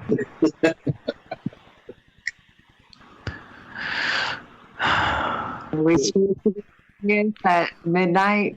It's midnight here in Illinois. Midnight 30. So it's Saturday now. Yeah. I can get a little goofy. Yeah. You can't get goofy yet. Wait 30 minutes. 30 more minutes. I mean, woo hat goofy. We got 90 more minutes. You got 90 more minutes. 90. 90 more. 90 more. 90 more. Good. Well, Going by fair 90 We've more already minutes, done you're 90. bound. No. You're bound to hear Hellboy one more time, man. Woohoo. Thanks, Nathan.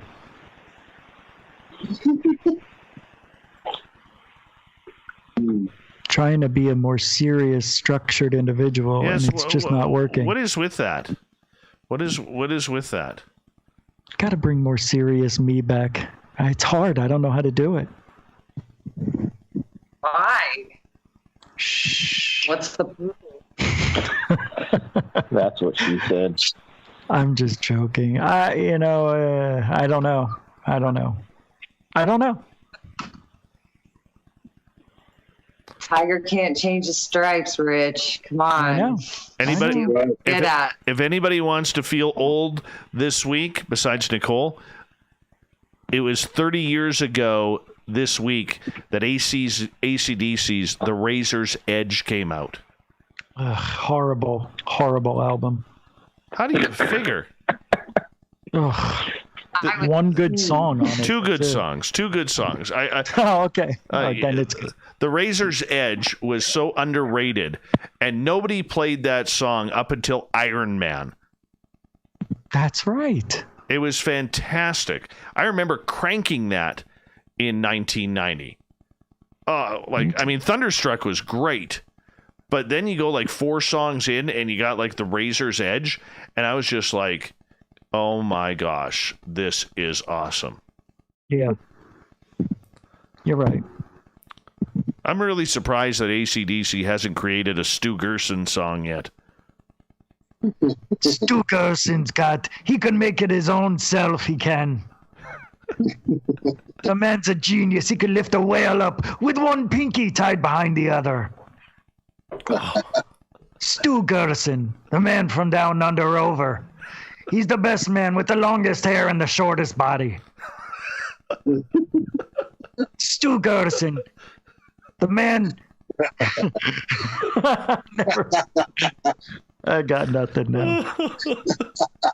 Should have left on a high note. It happens. Stu Gerson, he will pop you up. Stu Studio. Oh yeah, right. Stu Studio. He's yelling in the chat room, Ma! Meatballs. Stu Gerson. We got that. Yep, that works. And my brownies haven't worn off, Brett. Just getting started with Stu's brownies. Stu makes the biggest, most potent brownies on the Rocky Mountains. Stu Gerson, he's even in Russia. Under 17, not permitted without parent. Oh, thank goodness I'll be editing that. Oh, but that's okay. That's on okay. YouTube. We got like 40. Yeah, but I got to edit the show afterwards anyway, so for radio. Then what am I doing this for? I don't know. 30 seconds. Dave Moore. Freaking edited stuff. I know. Freaking advertising. I'm just kidding. Dave's gonna. You know what band I'm really hooked on these days? Is Avatar. Avatar. Oh, that's fantastic. Coldplay. No, yeah, you would be. Your mustache would be. Hold on a second. Coldplay. Hold on, everyone. Corey's about to hang up now with the Coldplay comments. Here we go.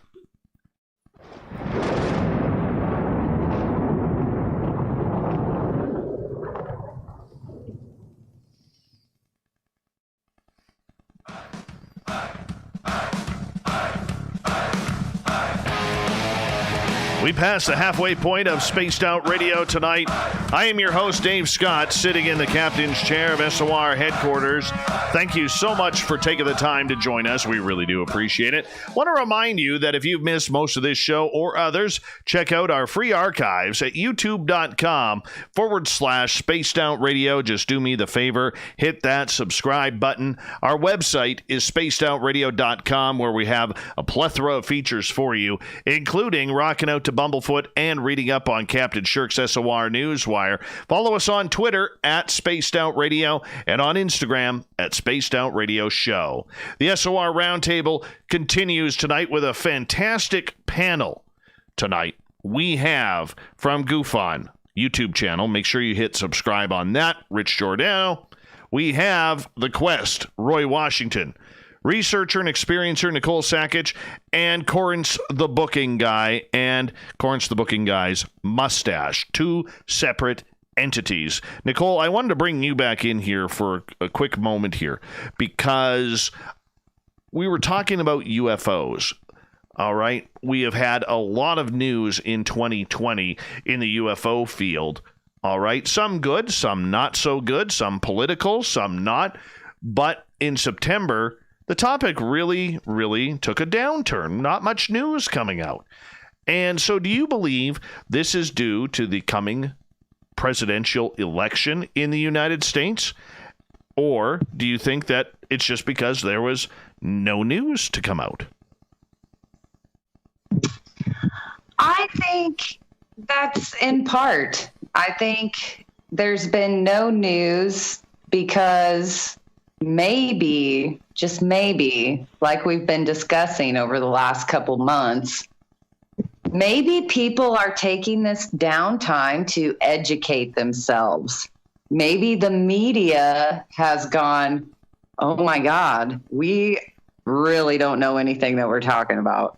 We've got to educate ourselves more than just trying to hijack the Times story and regurgitate it, because it could be a serious issue in the coming election. I think there's some pandering with it right now, but I think anybody who is seriously looking at this from a political lens is riding the wave. Of course, they're going to wait till after the election at this point. Of course, we're waiting for Rubio's inquest. But honestly, you know, until a president in a serious way makes it some sort of platform issue, you know, it's kind of obsolete.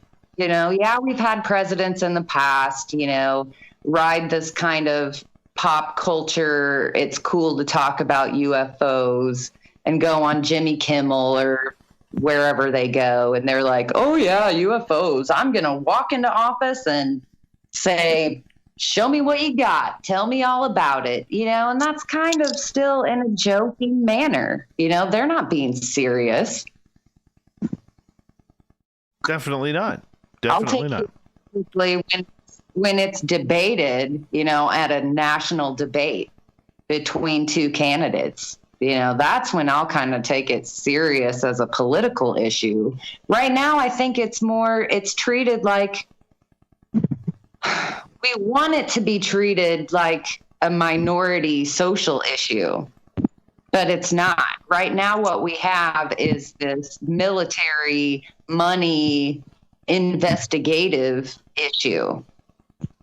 So that's kind of the rock and the hard place we're in. We need to have one to get to the other, where us in the community, we're kind of beyond that. We want to just get to the prize in the Cracker Jack box when we have to realize that the rest of the world's also educating themselves right now. They're going, what?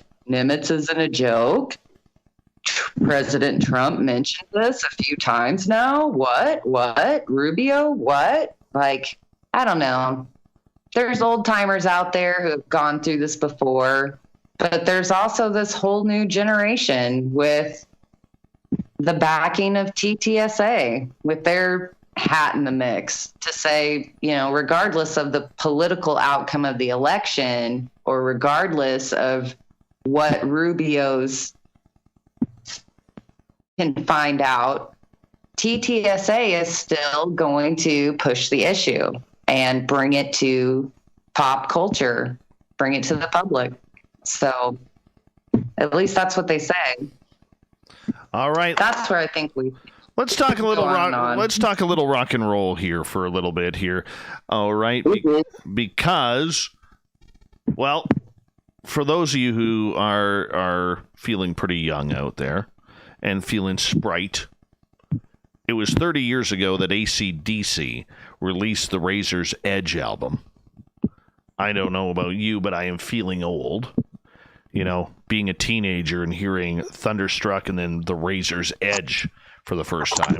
Although I did hate, Rich, I will agree with you on this, I did hate that song, Mistress for Christmas. Hated it. Oh, I don't even remember it. Horrible song. Horrible.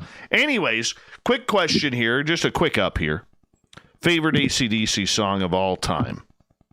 Richie.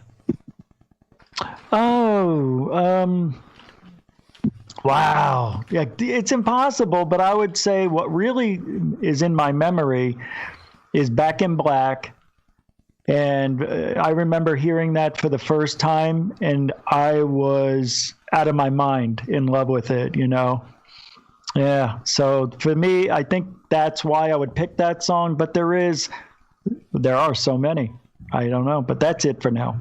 Shook Me All Night Long would be number 1 and 2. Annoying. Like those Annoying song. I love it. Every bar. And then you always get the drunk lady at karaoke wanting to do the Brian Johnson and sing that song. All right. What? No, it's terrible. Let your hair down. Oh, it's beautiful. It's terrible. All right. Roy, your favorite AC/DC song of all time? It's "We Be All Night Long." Wow. You probably eat breakfast for dinner too. Yes, I do. Yeah, I can tell. Yeah, I can tell. Yeah, I'm glad. Yes, I could totally tell. All right, Nicole, your favorite AC/DC song? Na na na na na na na na na thunder. Wow. Pretty good one. It's a pretty good one. Corrence, the booking guy, show your age here. I'm on a highway to hell. Yeah. That's a good one. Too. That's a good one. TNT is good. That really is number 1. My favorite AC/DC song is For Those About to Rock, We Salute You. Oh, really? Yes. Yes. And my second one would be It's a Long Way to the Top if you got to rock and roll. Oh, yeah. Because Long Way to the Top. Anytime you can include bagpipes in a rock and roll song, that's badass. That is badass. They used them in the early days. They used those bagpipes. Mm-hmm. Absolutely. Yeah, they used that song in School of Rock in the movie. Oh yeah, you're spot on, Dave. Yeah, that's a great one. Absolutely. Yeah. Absolutely. Thank you, guys. Thank you. But this also leads to a topic that Rich did on his show, Goof On YouTube, I think it was about a week ago, and I was tuned right in on this. All right, because I love music as much as I love UFOs, and I can say this, Rich. You did a great job on bringing out the topics of singers and artists who have sung songs and written songs in plain sight that are literally about UFOs or ET contact. How many songs were you able to pick out with that, Rich? Oh, I had some help with that too. I can only do so many, but there was about 30 that I found that were really good. Led Zeppelin, I think, had one. The Beatles and the Doors. The Pink Floyd, of course. Even Tom DeLonge and his group would have Blink 182. Had some stuff. It was a lot of stuff, man. A lot of all eras too. It didn't stop. I know. I mean, it's incredible. The only one that I truly know of is Van Halen's "Love Walks In," because that's crazy. Because if you look at the entire lyrics of that is written about the dimensional being that Sammy Hagar says has been taking him since a young age. And he describes her very well in the song. And Rich, I'm going to continue on with this with you.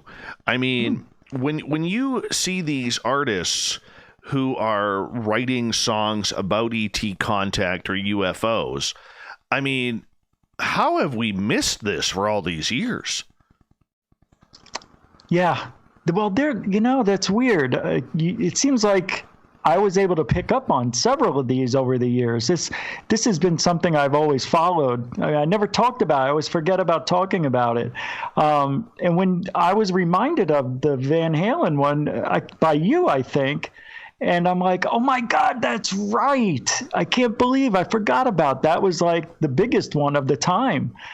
Yeah, it's amazing. Sammy Hagar, a lot of celebrities and musicians have quite good stories, and I'm not sure if it's a mixture of that lifestyle and whatnot, but even when they're not having a good time, they have these experiences and they write about it, or it goes into their acting and stuff like. It's just amazing to see the writing of musicians, artists alike, and just talk about aliens. Man, it's wild. It makes you think.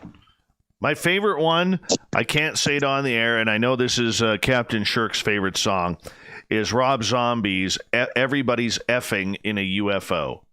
Oh yeah, that's a good one. But anyways, do you have a favorite, Rich? Before I get to the other, a favorite alien, it would be the. I love that Van Halen song. So "Love Comes Walking In." That hits it to me. I don't know why. Well, here's another few. Megadeth. Hits it to me? Megadeth has a song called "Hangar 18." Right. Which is the song's lyrics were written by drummer Nick Menza.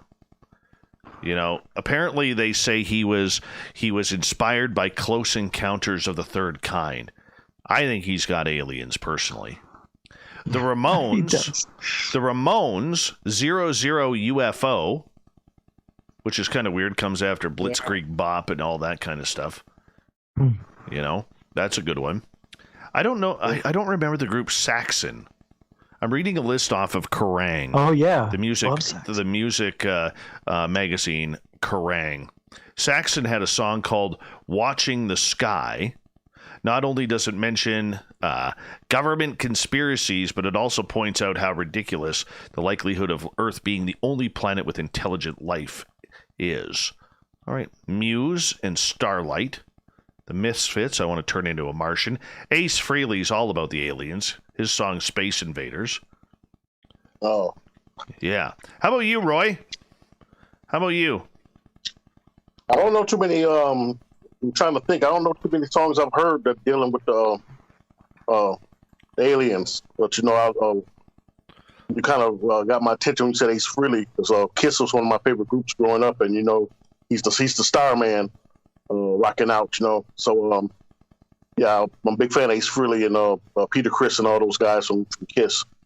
Right. Yeah, remember they had the movie that they put out where they were doing karate and fighting aliens, and demons in the amusement park. Remember that old movie they put out back in the day? I don't recall that one, man. No offense. Yeah, Kiss had a movie. They were doing karate and fighting in fighting some bad guys. And they were at amusement park. Yes. Yeah, I remember that. I was a big Kiss fan, so yeah, I watched that. Yeah, Calling Dr. Love. That's one of my favorite from their catalog. How about Flock of Seagulls? I ran so far away. I'm going to have to look at the lyrics to that one again. The one in Hangar 18, possibly I've seen too much. Hangar 18, I know too much. Oh, it's crazy. Insane. Hey, Roy, let me ask you, because you're an artist and you're in the hip hop scene in Milwaukee. How come a lot of artists today aren't going as in depth? They're more talking about the social issues of what is going on today in their environment rather than going off in depth of what is personally happening to them, maybe on a supernatural scale. Well, I know here in Milwaukee, I know a lot of times especially with these younger artists, they follow trends. So what a lot of other people are talking about, they're talking about the same thing, and you have to really be a artist who stands his ground and speak on what you want to speak on. So I speak on things that's different from what they do, and I'm sure I will have a song pretty soon coming out talking about the things that we discuss on this show and in other shows as well. But you still have the younger artists wanting to talk about guns and everything, stuff that's going on in the street, battling in the street and everything. But I'm coming from more of a conscious level. But yeah, people kind of follow trends, but to be an effective artist, you have to follow your heart. And I think the listeners will come when you follow your heart and put out music that's straight from your heart and from what you really feel. Love it. Nicole, what's your favorite song based on UFOs and aliens? Oh, I think I'm beyond just the songs or songs that mention aliens or extraterrestrial. I've kind of broadened my view of this as, looking at it as the phenomenon. And it's not just artists that have seen something in the sky, although that is a lot of it. There is quite a number of artists that continue to have experiences after a sighting. And they will say that their art, and we're talking about music right now, their music will come to them as a download. Like they didn't work out the song, they didn't hammer it out with the band, it was given to them. And I think we see some reflections of this, that it's not only just one song, but if you dig deeper, it's an entire album. And it's not just an album. It's an album, that reached millions and millions of people. It was a number one, or it's a band or a group or a singer-songwriter that has stood the test of time. And I don't know, I'm kind of digging into newer artists right now. Like I have some contenders, and Grant has literally written a book on this, or a section of a book on this. And he talks about, some older groups like we've discussed just now, but then there's some newer ones on the list like Kesha. And I have some suspicions about Ellie Goulding's song Lights. And I think in the chat room, I just said Blinding Lights by The Weeknd.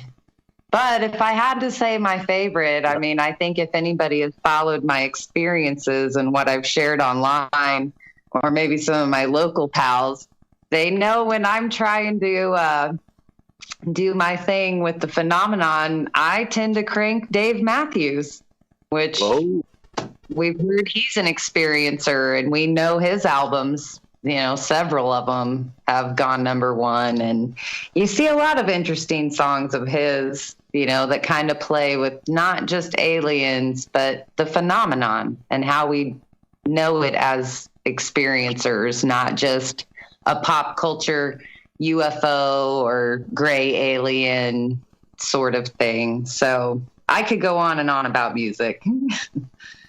Oh, Dave. Yeah, go ahead, Roy. Really quickly, I just want to say I was talking about just writing from your heart. The first song ever written was a song called "Ghost in the Night." It was kind of like almost like a 28 Days Later type of song, and that's when I was in the military, and that first song I ever performed in front of captains and generals, and they loved it. So, and that was me as a baby in the game coming up. So, yeah, just like I said, just writing what you feel and what inspires you, and so I'm sure I'll be doing more of that material down the line. I want to hear it, man. I want to hear it. When you do that, you got when you start writing and start producing these songs, Roy, you got to bring them onto our show so that way we can play them. Yes, sir. That'd be awesome. Absolutely awesome. We've got about, let's see here, 3.5 minutes before we go to break at the top of the hour. The SOR Roundtable continuing right after this. There's a lot of interesting comments in our chat room about this.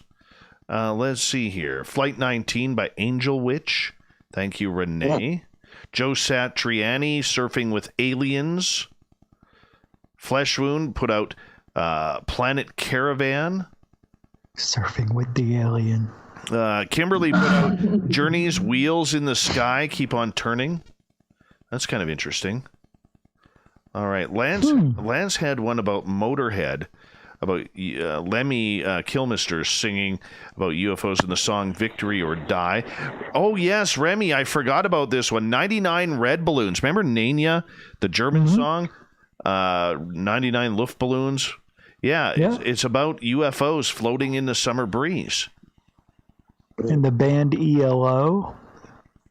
Oh, man, yeah, great. Electric Light Orchestra. Some ideas. Yeah. Yes. Even Styx. Mm-hmm. How about the Ramones, 00 UFO? Yes. Yeah, Styx, Come Sail Away. Thank you, Jules. How about Rush? Moody Blues. Yeah, Moody Blues. What song is that? They're like an album. They're a couple. Are you talking about Nights in White Satin? You said Moody well, Blues. that's probably. Yeah. What's the one I was thinking of where it's more of a time travel song? Out there, are you somewhere out there? Time. Are you out somewhere out there? Yeah. I remember when. Yeah. Oh my God, we're not doing karaoke here. We're not doing karaoke. Okay, well, if you're gonna go conspiracy, you have to have Nick Cave and the Bad Seeds' Red Right Hand. What's that one about? Are you kidding? Bring it. You haven't watched the X-Files. Oh my God. I've never watched the X-Files. No. Never watched the X-Files. Red Right Hand. Look it up. Look it up on YouTube. Nick Cave and the Bad Seeds' Red Right Hand. Just look up the lyrics. It's amazing. Well, let's see here. CCR. Where did I see this here? It Came Out of the Sky. And let's see here. Oh, there you go. go. Cyberman by Black Sabbath. Or Black Sabbath's Geezer Butler. Spaceman by a Canadian artist named Biff Naked. Fantastic song, by the way. Blondie's Rapture, according to Pastor Keith. Amen to you, Pastor Keith. You know? So there's a lot of music. I still can't believe you guys aren't more on 00 UFO. Just look at the lyrics. It's all about. I'll check it out. And for the record, as we get ready to go to break here at the top of the hour, self-confession here for those who don't know me. I've never seen an X-Files episode. I've never seen a Star Trek episode. And I've never seen a Doctor Who or Supernatural episode. And I've never watched Lord of the Rings. And I've never watched The Walking Dead. Nothing. I am boring. Yeah. So on that note, we're going to go to break here at the top of the hour. The SOR Paranormal Roundtable continues on Spaced Out Radio. We have 1 hour left in our roundtable discussion. Where the topics will go, nobody really knows until we actually get there. Nicole Sakach, researcher. Corrence, the booking guy. the Quest podcast host, Roy Washington, and from Goof On, Little Richie G. We continue on Spaced Out Radio. Coming up, in Hour 3 next.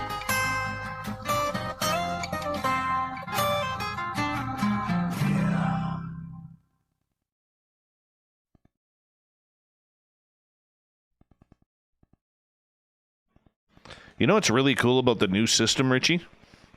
What is that, Dave? I don't have a mute button anymore. I have these sliders on my soundboard. So you can mute yourself a little? So I can pull. Oh, cool. Yeah, and I Nice. go like this, and you get to hear me. All right. That's awesome. I love that. Well, I have that, I guess, too. Yes, it's fun. In the you open. guys chat. I'll be right back. Well, I wasn't comparing to show who's bigger. I'll be right back. I'll be right back. Damn it. I was just saying. Oh, yeah, I just remembered. I got a slider, too. I think we all do. No, that's cool, man. He's had a lot of issues with the audio. Now it seems beautiful. He sounds crisp and clean and fancy-free. Yeah, it sounds really good. Yeah, everything looks great. Sounds good. I would like to know why he hasn't seen an episode of X-Files and some of those other shows. I'm in shock right now. I can't speak. I think that should be one of the. I think that he should give an explanation as to why. It should be a requirement to be in the field. Right. Yeah, we got to know the answer. I think the answer is he just never cared for it. I think I've asked him this before. I don't know. I don't know if he even was allowed to watch TV. It's because he doesn't want outside entertainment propaganda seeping into the purity of what he knows. Yeah, come on. It's TV for crying out loud. Then never go outside because you never know what's going to happen. Same thing. I don't know. I haven't had cable in like 12 years, but it's still like, those you find those shows and that's what you binge watch when you have the flu. You know what I mean? Yeah. I don't But that's something I think everybody in the field should have been required to watch. And besides, that would have been like, you don't watch it now, you watch it when it came out type of shit. Right. How did he not watch it even when it came out? It was the #1 show on Fox for how many seasons? Aren't you curious? Well, look, not even then. Watch it now. Right. I'm with Richie on this one. Yeah. I'm a little sick right now. Yeah, that blows my mind. Star Trek too. More upset by Star Trek. Yeah. Yeah, man. No doubt. All of the Star Treks. Not one episode didn't have a curious nose to like, well, what's this about? Oh, that's interesting. That's not. Wait, he hasn't watched any of the Star Trek? Not even the old? Not even the new Next Generation? None of them?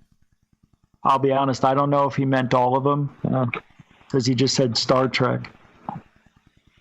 I think he meant all of them. I bet he. Yeah. Notice he did not say Star Wars. No, I think he had. I think he just watched that with his son. So I think he just now watched it. Here.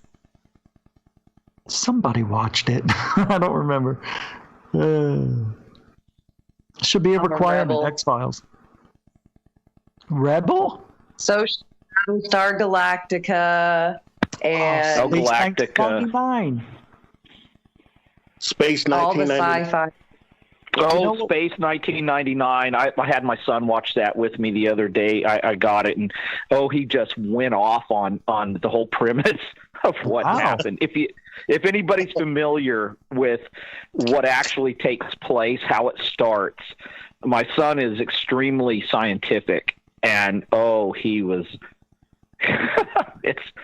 You got to know. You got to understand how the moon is blown out of orbit by a nuclear waste dump that explodes, and it's all obviously that's not possible. But anyway, that's how it actually got into the show. That's what happened. Traveling, yeah, that's how it started.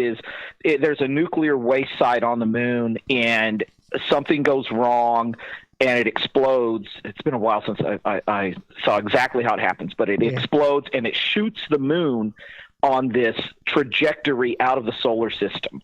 So this American and British space station is on the moon. It's a station on the moon. Oh. And all these people are there. So it travels out of the solar system and then encounters different civilizations as it goes on. What?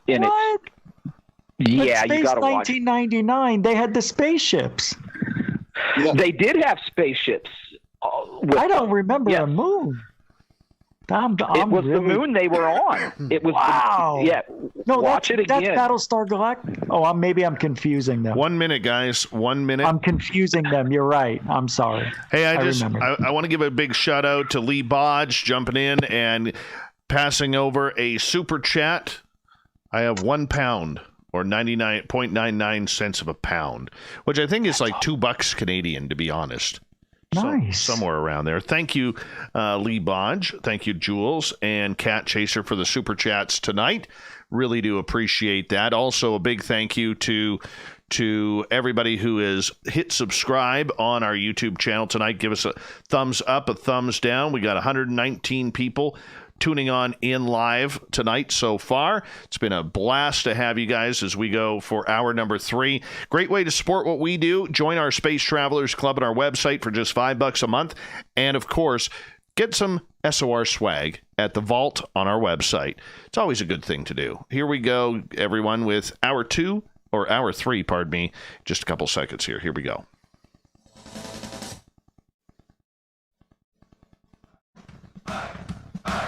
Would you like to connect with us? Head to spacedoutradio.com for all your latest show info. Now, back to Dave Scott and SOR. Third and final hour of Spaced Out Radio is underway tonight. I am your host, Dave Scott.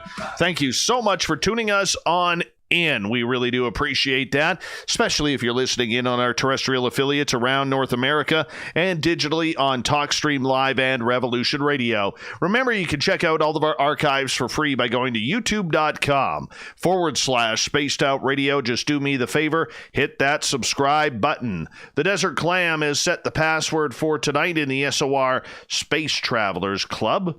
Oh, Clam, you did it to us again. Yatagan. Yatagan is your password. Use it wisely, space travelers, as the Clam sets a password each and every night right here on Spaced Out Radio. Our website is spacedoutradio.com, where we have a plethora of features for you, including rocking out to Bumblefoot and reading up on Captain Shirk's SOR Newswire. Follow us on Twitter at Spaced Out Radio and on Instagram at Spaced Out Radio Show. We have Rich Giordano from Goof On YouTube. Make sure you hit subscribe on his channel. Podcaster extraordinaire and award winner, Roy Washington with The Quest. We have Nicole Sakach, researcher for Grant Cameron and an experiencer herself. And Corrence, the booking guy, for coming on in, joining us for the round table tonight. We really do appreciate all of you joining in. And we're going to stick with the celebrities. Now, we ended last hour kind of talking about UFO music, but there are a number of celebrities out there who claim to have had some sort of experience, whether it's paranormal, supernatural, ufological. There's a number of experiences out there, but we never hear the big names, okay? You don't hear a Jennifer Aniston or a Tom Cruise or a John Travolta or a Morgan Freeman coming out and saying it. It always seems to be the actors who are looking to get one final shot at some sort of 15 minutes of fame, and we see that all the time in these shows. So this or last week, I had Canadian recording artist and award-winning artist Ashley McIsaac on the show with Merle on Ghosts of the Great White North, and he was telling us some incredible stories, including a photograph that his cousin caught of 4 UFOs over his stage while he was performing out east. It was incredible. So my question is, and Corrence, we'll start with you on this one. Why do you think so many celebrities have a fear of coming out and talking about these subjects publicly? They may write about them in books. They may write about them in song. But to actually sit down and say, look, I'm an ET experiencer, or I played on a haunted stage, we rarely hear that. Well, the immediate and obvious answer is just simply going to be career reasons. They don't want to harm their career, harm their perception. It's unfortunate, but it's a reality that experiencers have to endure. Just us regular people who aren't in the public spotlight, we endure criticism and people laughing at us if we bring up some of the things we've experienced. Imagine what somebody who's in the public spotlight, they say something like that, and if they're in a position where they could lose as much as some of them can, it's difficult. It has to be difficult to bring that out. It's one thing for a person in a political arena who really doesn't have much to lose. They're just going to do what they do to say something like that. But somebody like Ashley, to say what he said, it was pretty amazing, in my opinion. And it was extremely brave of him to come out and do that. That's how I feel. Yeah, I mean, it's tough. And I understand that it probably has a lot to do with reputation, with contracts, with people performing, and you want to continue on those gigs, and you don't want to, ruin it at any chance possible, especially if you're at the top of the game at that point, because we all know that fame is fleeting. So, Corrence, do you think that a lot of these people are staying silent because they just don't want their name associated with the topic? Definitely. I think there are a lot that are just going to keep whatever they may experience to themselves, simply because of the ramifications of them coming out and then being associated with a group that many people look at, or they look down upon, to be honest. It's just, that's what it is. They're scared. I don't blame you. Roy, I bring you in here. You have a number of people that you know in the entertainment industry, and I'm sure the topic has come up in conversation about ghosts or UFOs or anything strange, and from people you have talked to, is this a taboo subject when it comes to being an entertainer, whether it's an actor or a musician or even an athlete? Yeah, it's sort of a taboo situation. When we first started, we used to record in my guy's attic, and there's this guy that was an entity that was in the attic that I'm speaking on a issue coming up. They used to wear a polka dot suit and run through their house at night. There's an entity up there in the attic there. But I want to get into Corey Taylor of Slipknot. I listened to probably one of my favorite interviews ever. Listened to his interview a few years ago. He was on Darkness Radio talking about him and his band renting out this big place, and I think it's in California. And he said a lot of bands go there when they're going to record an album. They're there for a month or whatever recording. And he said it was just so much paranormal stuff that went on there, like the sheets being snatched off you while you're in the bed. One room was so cold while the rest of the house was warm. One room was so cold that you could see your breath, and you had to wear a jacket in there, and doors slamming and everything. And he said a lot of groups have experienced the same thing in this one particular house that a lot of groups rent out just to go and record an album for 2-3 weeks, a month or whatever. And that was a great interview he did. And he came out and talked to Dave Schrader about it. But, you don't get a lot of them coming out and really sharing that with the world outside of the paranormal community. Very true. So, Roy, why is this a taboo subject? Is it because of the potential of losing that recording deal or that movie contract, or is it more because they just don't want to be known as a weirdo? I mean, let's face it. people who are entertainers, they have their own quirks. So to me, it doesn't make sense why they would kind of be a little bit sheepish about talking about these subjects publicly with what they've experienced. Yeah, it seems like it used to be very taboo, and it seems now that with a lot of the different shows is on TV, people are being more confident coming out talking about their experiences. So I don't see why they would be so so bashful about talking about it. There's a show I watch on YouTube that has some of the celebrities talking about different situations that they have been in, entities that they have seen, and places that they have lived in that had activity.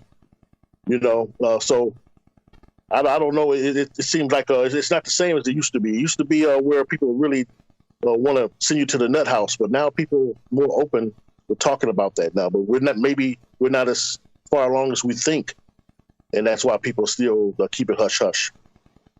Nicole, I bring you in here on this topic.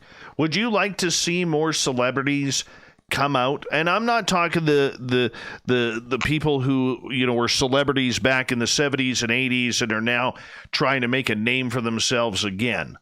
All right, or the one-hit wonders that are out there. I'm talking about the bigger name celebrities that are out there today, whether they've been around for 25, 30, 40 years, or whether they've been around for the last 5 to 10. Would you like to see more of them come out and explain their experiences publicly? To kind of crack a joke, I'll say some of them, yeah, but on your initial list, you threw out too many Scientologists for me to take that kind of seriously. I mean, to me, Scientologists are kind of like the forgotten stepchild of ufology. It's like none of us want to claim them as ufologists. And I mean, they believe in an alien, Xenu. So, I mean, there are those that come out in Scientology. We all know those celebrities, Tom Cruise, John Travolta, endless others. We also hear the horror stories of Scientology as well and how it's cult-like. And I think a lot of celebrities are leery to talk about anything that they don't necessarily understand. And a lot of experiences go hand in hand with some sort of life trauma. So you don't necessarily air all your dirty laundry. And it's probably a publicist too. They're like, no, now's not the time to talk about your UFO encounter. Right. But times have changed a little bit. The chat room has thrown out a couple interesting ones. Like Cashew talked about Kurt Russell. He reported the Arizona lights, or the Phoenix lights from the sky. He was the pilot. And Muhammad Ali on the Johnny Carson show. I mean, there has been numerous others. I think it's interesting to look at the celebrities who have signed the wall at the International Roswell Museum. There's some interesting names on there, like Demi Moore. So I think celebrities come out in their own way, just like the rest of experiencers do. Makes sense. Corrence, the booking guy, you wanted to chime in. Oh, yeah, Dave, I was thinking about this, and on a personal level, I actually have two people I'm not going to name who they are, but I know one person, he's in my family, owns a company, runs his own business, and has had many, many experiences, not only in the supernatural, but the paranormal, UFO-related, alien type. He is scared to death that anything he says would harm his business and then harm his ability to provide for his family. On the other hand, I also know somebody who has many supernatural experiences, has abilities, and throughout her whole life has been, for two different reasons. One, has not wanted to talk about it because on her side, part of her family is very religious, and they look down upon that greatly. It's of the devil, what have you. On the other hand, again, there's that concern that the knowledge getting out could harm her career that she's in. And unfortunately, I'm applying on a regular person kind of scale up to a bigger scale with much more exposure in the celebrity arena. I think that just exponentially increases the impact it would have on their career. That's just my opinion. I agree with you on that. And, I know I work for, my daytime job. I work for a person who is very Christian, but does believe in UFOs and that there is life out there. But he also knows that due to his position, there are certain people he cannot have that conversation with. Now, he can with me because I'm a weirdo. All right. But for the most part, he can't have that conversation, especially with people within his own church. And he's quite the debater, and he is somebody who has had in-depth conversations with others from his church that he is closer to. But there is a huge component of that. Rich, I'm going to give you final word on this in regards to this topic. Do you think that there is a logical explanation for why many people don't come out about their experiences? Without trying to repeat what everybody else said, yeah, I think it really has to do with depending on who you are. I remember when Dan Aykroyd came out in 2005 in a documentary, and it was a joke. It was all artsy. He was trying to look cool and suave. It just turned me off as well as many other people. And I think that may be why. It depends on who you're going to make the documentary with and all sorts of stuff. There's a lot of factors that go in where you don't look silly. And I think that's what they think. We will think that they look silly, or they may lose a contract because of it. Maybe that person has a different belief that they signed a contract with. Maybe Nike believes in one thing and they believe in UFOs, so they feel they have to break that contract. You never know how deep it goes with some people. They take it too personal. Oh, that's very true. Very true. So that's that. All right, let's move on here, as we have about 6.5 minutes to go before we go to break at the bottom of the hour of the SOR Roundtable tonight. We haven't talked anything about ghosts yet.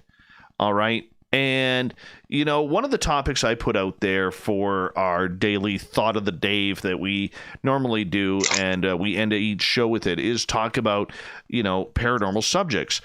And one of the topics we brought up was about television. Now, this isn't about, jumping down what is real and what is fake on the current television shows.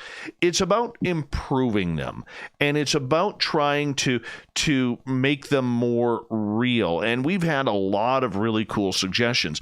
And I don't want this to be, a beatdown of what we see on television on a daily basis here, because Paranormal TV over the last decade has been some of the highest rated programming that is out there, next to probably, all of these home renovation shows in the NFL.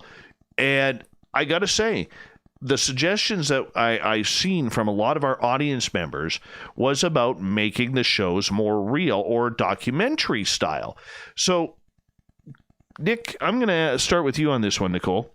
All right. If you were producing a television show, it doesn't matter the topic, ghosts, UFOs, Bigfoot, whatever it may be, what would you want to include on there? What do you think needs to be included on there to bring new life and new spark to paranormal television? Well, I would say the playbook of every show we see right now needs to just be chucked. I mean, it's the same, whether we're, treasure hunting on Oak Island, whether we're stomping around haunted locations, or we're tracking Bigfoot. It's like the same programming it's like watching a soap opera. You know, when you're a fan of Days of Our Lives, it's like, you know, when Stefano's going to like make his entrance, or Marlena's going to get kidnapped, or somebody's going to come back to life. It's played out, and everybody knows that it's scripted reality, or it's not even a true documentary. There's too much editing involved. I think people want to see the behind the scenes. They want to see a truly unscripted show. Maybe more on the lines of what's the show where they throw people out in the woods for 100 days to win $100,000 all alone, or now they're in a group or something. But just this cut off, give people all the equipment they need, cameras rolling 24/7. It is what it is. Let's do this. But as far as something we haven't seen before, I've been really digging into physical mediumship and the idea of these seance circles. And someone that comes to mind is, I call him Rev Kev in my head, but Kevin Lee talks a lot about his metaphysical chapel and some of the mediums that they have that come, and all the protocols involved with making sure that these rooms and these circles are not hoaxed or not set up. There's not these, you know, there's always a debunker. Somebody wants to figure out the tricks involved. I think a show based on something like that would be phenomenal. And these people that are truly doing this and practicing this, you know, they welcome it being studied. So, I mean, I don't know what kind of ratings television stations are looking to get, but to me, this whole field doesn't need to be scripted like that. It doesn't need to be henpecked. It just needs allowed to be shown. So, well, one of the things I found interesting was we had Chuck Bergman on the show, the psychic cop, and he was working with A&E one time on a show. And one of the things that he stated was the fact that he did a psychic reading for for the show. And while he was going through his predictions, the people who he was reading in trying to find, you know, how the loved one passed was so accurate that A&E actually cut it out of the show because they said nobody is going to believe that. The viewers are not going to believe that this actually happened. They're going to think this was all scripted and made up. So they actually cut the scene out. And how much of that is on the editing room floor, Nicole, knowing that you know, there's potential reality there that is so real that they're refusing to show it due to the fact that it could be unreal? I think the bulk of it ends up on an editing floor just because it doesn't fit some sort of preordained narrative that has been planned, you know, in some way, shape, or form. And you hear this from experiencers in the field who have been around for a long time. Like, I know Grant has spoken a few times about how shows ask him to come on and speak on a topic, but then they get mad because he doesn't want to stick to a cue card or say exactly what they want him to say. So he just doesn't do stuff anymore. Or I know Jim Peniston has had his tiffs over the years about so much of his story being edited out of these little clips of shows that include Rendlesham Forest. It's like they never get it quite right because they go for this narrative they already have in place. So that's the scary part. What is the narrative?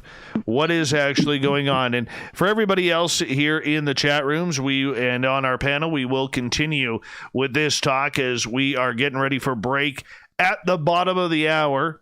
And yes, we have a great panel with us tonight on Spaced Out Radio. From the Quest podcast, award-winning podcast, Roy Washington. We have Nicole Sakach, researcher for Grant Cameron. We have Corrence, the booking guy, And if you're not familiar with Little Richie G, we have him too here on Spaced Out Radio. So make sure that you're all tuned on in for the next half hour of the show, because we're going to take this thing home in the final half hour of the SOR Roundtable with the panel.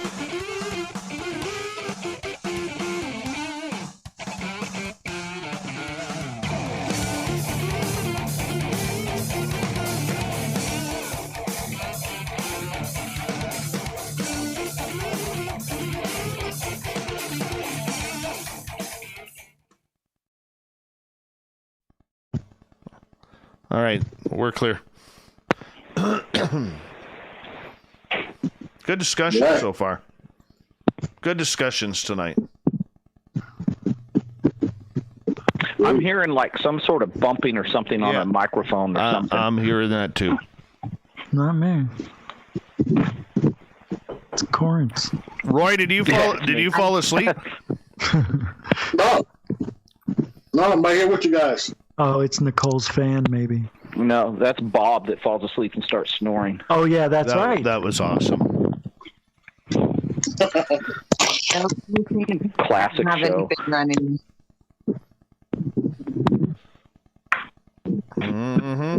You know what's funny? I mentioned 2 characters in Days of Our Lives, and I haven't even watched that show in Sure. 20 You probably years. got a crush on Jack there. Hey, I'm Jack.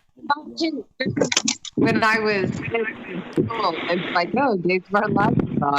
And it's you could tune in at once every 5 years, and it's still the same.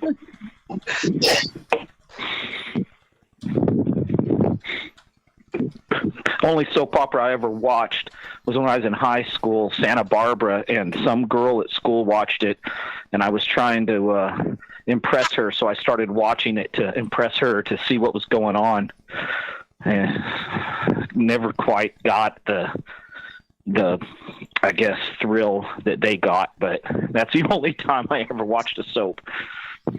Other than Soap, the comedy. I did watch that. That was funny.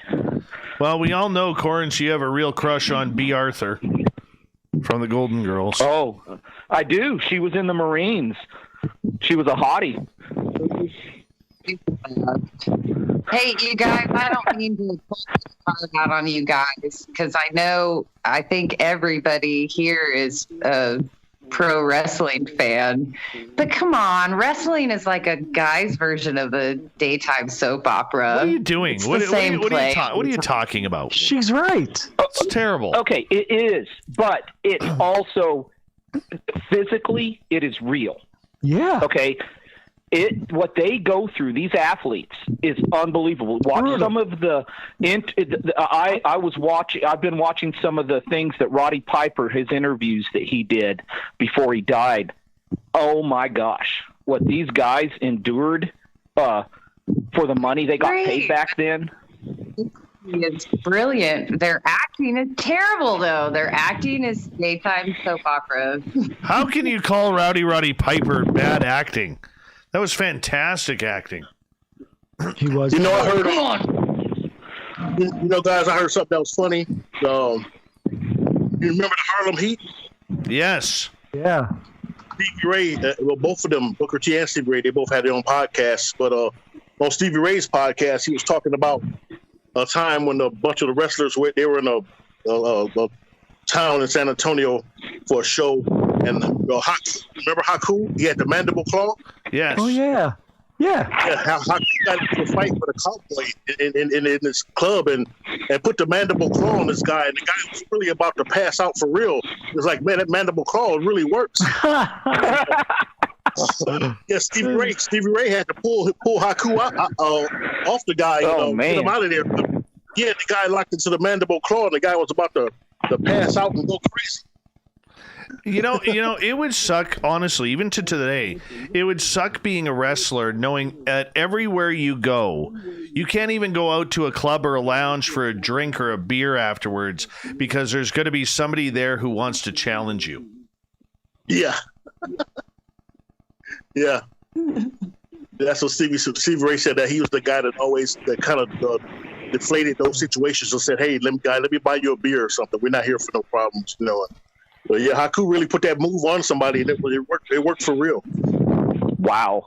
That is crazy. Yeah, I highly recommend you guys go on YouTube, look up Roddy Piper's interviews he did prior to his death. He talks about a lot of the wrestlers you're mentioning right now, and they'd go out, go to these clubs, go to the bar, and stuff that would happen to them, and then the repercussions or what would happen afterwards. Just something to be very interesting. Now, Roddy Piper also said that I forget who the wrestler was that was a good friend of his who passed away, but that wrestler started haunting Roddy Piper's house. Wow. His friend. Yeah. That was his friend. Yeah. Who was it, though? I can't remember. I can't remember. I could find out in 2 seconds, though. Hold on. It starts with an M. Was it the... Starts with an M? I don't even remember. And as we say goodbye to the Road Warrior Hawk this week. Hold on, guys. Here we go.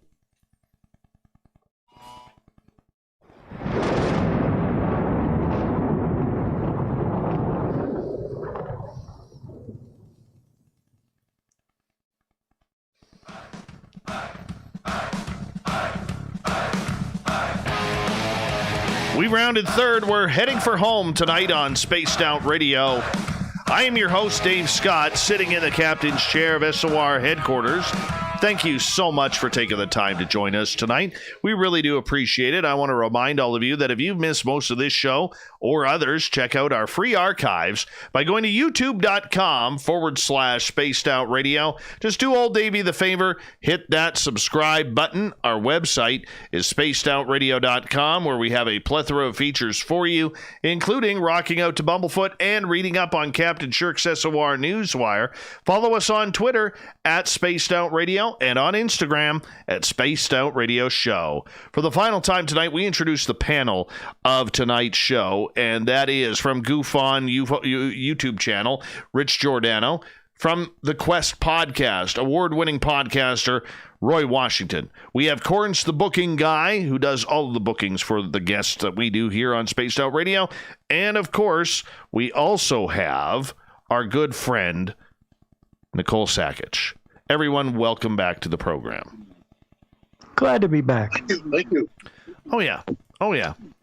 So, Nicole was chatting a little bit about the UFO side of everything and the reality that we need to try and get into with paranormal television. And, Rich, I want to bring you in here on this one because I think you're going to have a lot to say on this. So, if Richie G was bringing Goof On to the mainstream television, what do you think would need to be done in order to change the look of paranormal TV? There's only one thing, and Nicole already touched on it, whereas you have to go to a location, put cameras everywhere and whatever else you need, and you have to live there for a year and constantly have it recording live. I don't know how many channels, whatever you need, but everybody can go check in on it at any time. Advertisers just place their ad up it's just constantly watching what's going on there. And these people live in that environment. And then they do regular ghost hunts. If they ever hear a door slam, they get their equipment, start running around. It could be an interesting yet boring at sometimes television. So my idea was to run it for a year straight. Maybe nobody would say yes, but maybe on YouTube you can do it. Or 6 months. I mean, it's got to be a long time so you could be at the location and live with it.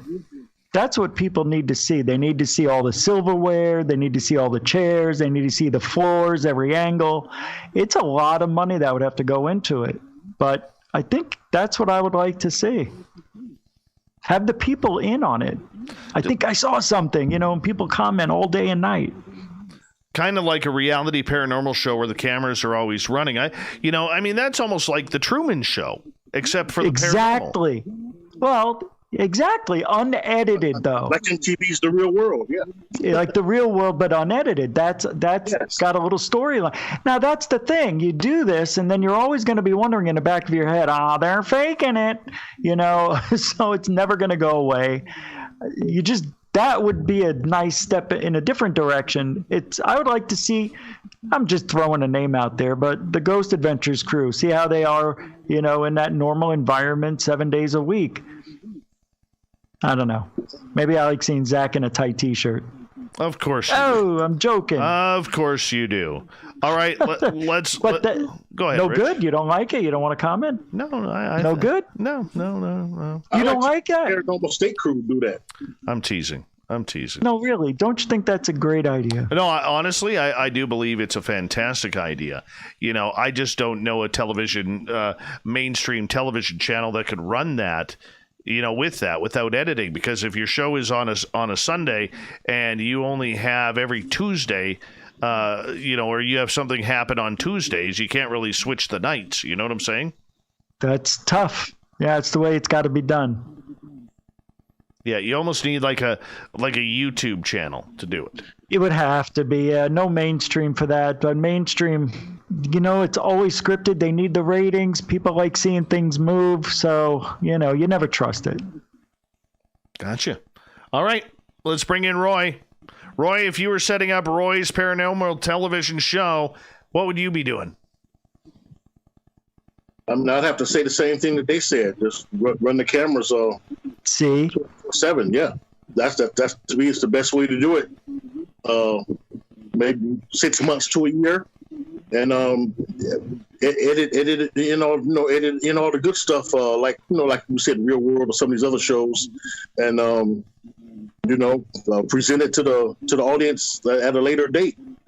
And then maybe with it already being edited and everything, the people who are actually in there, they can look along with the audience and talk about, well, see right there when that specific date when the chair moved, this is what happened, and but yeah, you already have all the best footage from that time span already edited and everything like that. So and just to add, back to it, but I think that'll be a great idea. You bring in animals too. Like a dog, maybe a bird, some fish. See how they act in that environment. Something different. Yeah, a couple of dogs would be great in that environment. Yeah, because they really sense things. Plants, and then you also have barometric readers on the walls to see if there's any change in the atmosphere. Oh, there's so much you could do. Yeah. Yeah, you plunk down a sky hub. And then you do your reality show, and there's cameras everywhere. But then everybody wears a body cam too. Yes. Right. Let's do this. I got a checklist. Shit, I want to try throughout the year. 5 paranormalists want to spend a life together in this house. Me and Archbishop James Cloud. A circle type situation, like a new group that wanted to, over the course of a year, test out CE5 or this like same circles like I was talking about, going through the motions of the entire process, seeing, the first time doing it, nothing happens. Second time, nothing. 6th time, nothing. 7th time, bingo, light ships, who knows? Right. Yeah, I like it.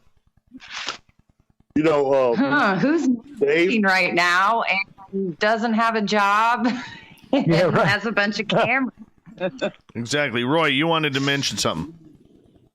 Me and Archbishop James Cloud, we presented a pilot. I have to send you that. That link. It was called The Exorcist Journeys, where we were going to be filming him. He's been on some of the craziest exorcist cases. As far as casting, demons and spirits out of houses and everything, and he got his own camera crew, and we were putting together a show that was going to incorporate a lot of that, and also put a musical part at the end that was going to introduce a new musical artist every episode to the world. And it got some looks, but it's kind of calmed down. I think we revisit that again in 2021. But I will send you the link to that little trailer. It was pretty nice. I'd like to. And you know what else? And you know what else they do in this house? They take drugs like smoke, like a little bit, whatever. They could do that, and if they can connect with the other side. And I'm not saying, I'm saying like DMT or whatever they call that stuff. The stuff that makes you hallucinate, the ayahuasca thing. I mean, people go to. Didn't Grant Cameron used to do that or somebody? Mm. You right? Grant? You can. Grant? I don't know. Maybe I'm not. Maybe it wasn't. I'm right now. Sorry. I don't know. But I'm saying there's people out there who've done it in the field and talk about it. So, you get a doctor and you have them watch everybody, and maybe they just trip and see maybe they meet an alien. What if they all meet the same one because they're all in the same vibration because of that? I'm just throwing ideas out there. Yeah, what the heck, right? Yeah. Sorry. Corrence, jump in here. Okay, I've been listening, and in theory, putting a 24-hour camera like the Truman Show or EdTV is, it would make sense in theory. However, without mentioning names, I can tell you, I know a family members who have experiences, and I have been in the home of one of them when it happened. And it's a lifelong experience, for lack of a better term. It's just been going on since a very young age. This person, it's difficult for them to even, not difficult, but to share it with family members is one thing. But to have a camera in somebody who I know for a fact is experiencing things throughout their life, it's a very difficult situation. I understand exactly what you're saying. Yeah, that would be great if this person would be willing to do that. However, having dealt with this on a personal level, a scale that seeing it and understanding what they deal with, I don't even know if a monetary amount would even tempt them to do that. So I understand what you're dealing with and your ideas. Yeah, that's what we need. We need to see this. We need to have a 24-hour TV. We need to watch it when it happens. But coming from a personal level, it is so difficult to deal with the repercussions of people seeing that and then understanding what you have to deal with. That's just I'm sorry, I don't mean to be a big downer on this, but I was listening to all this, and that's where my mind was going, was watching what I actually saw take place when I was a young person staying the night at this person's home, and then inquiring to this person, like, oh my gosh, what's going on? And there's a whole there's a whole history here. I've chatted about this in the chat.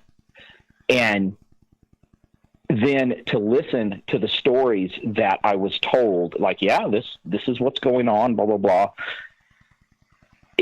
Oh my gosh. This is why I'm so open at times when I hear people in the chat or I hear guests that come on and other people are like, BS this, BS whatever. No, not so much.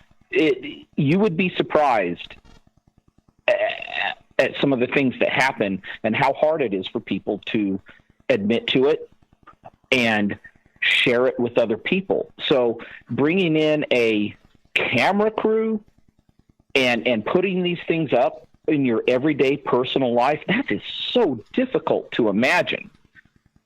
And again, I'm sorry, I'm not trying to be a downer on this, but that is tough. It was tough for this person to talk to me just a couple years ago at a family reunion, in fact, when I was like, do you remember this? And blah, blah, blah. So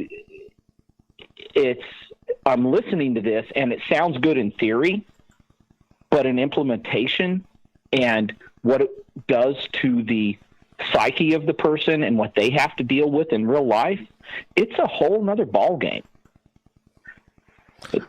I agree with you, and you would need a channel that is dedicated to that 24 hours a day, on still cameras. And we see a lot of paranormal investigators now doing that on Facebook, where they'll go into investigations and they'll leave a stationary camera just on a location, whether it's in a museum room or an attic or a kitchen or something along those lines, just to see what is caught on those.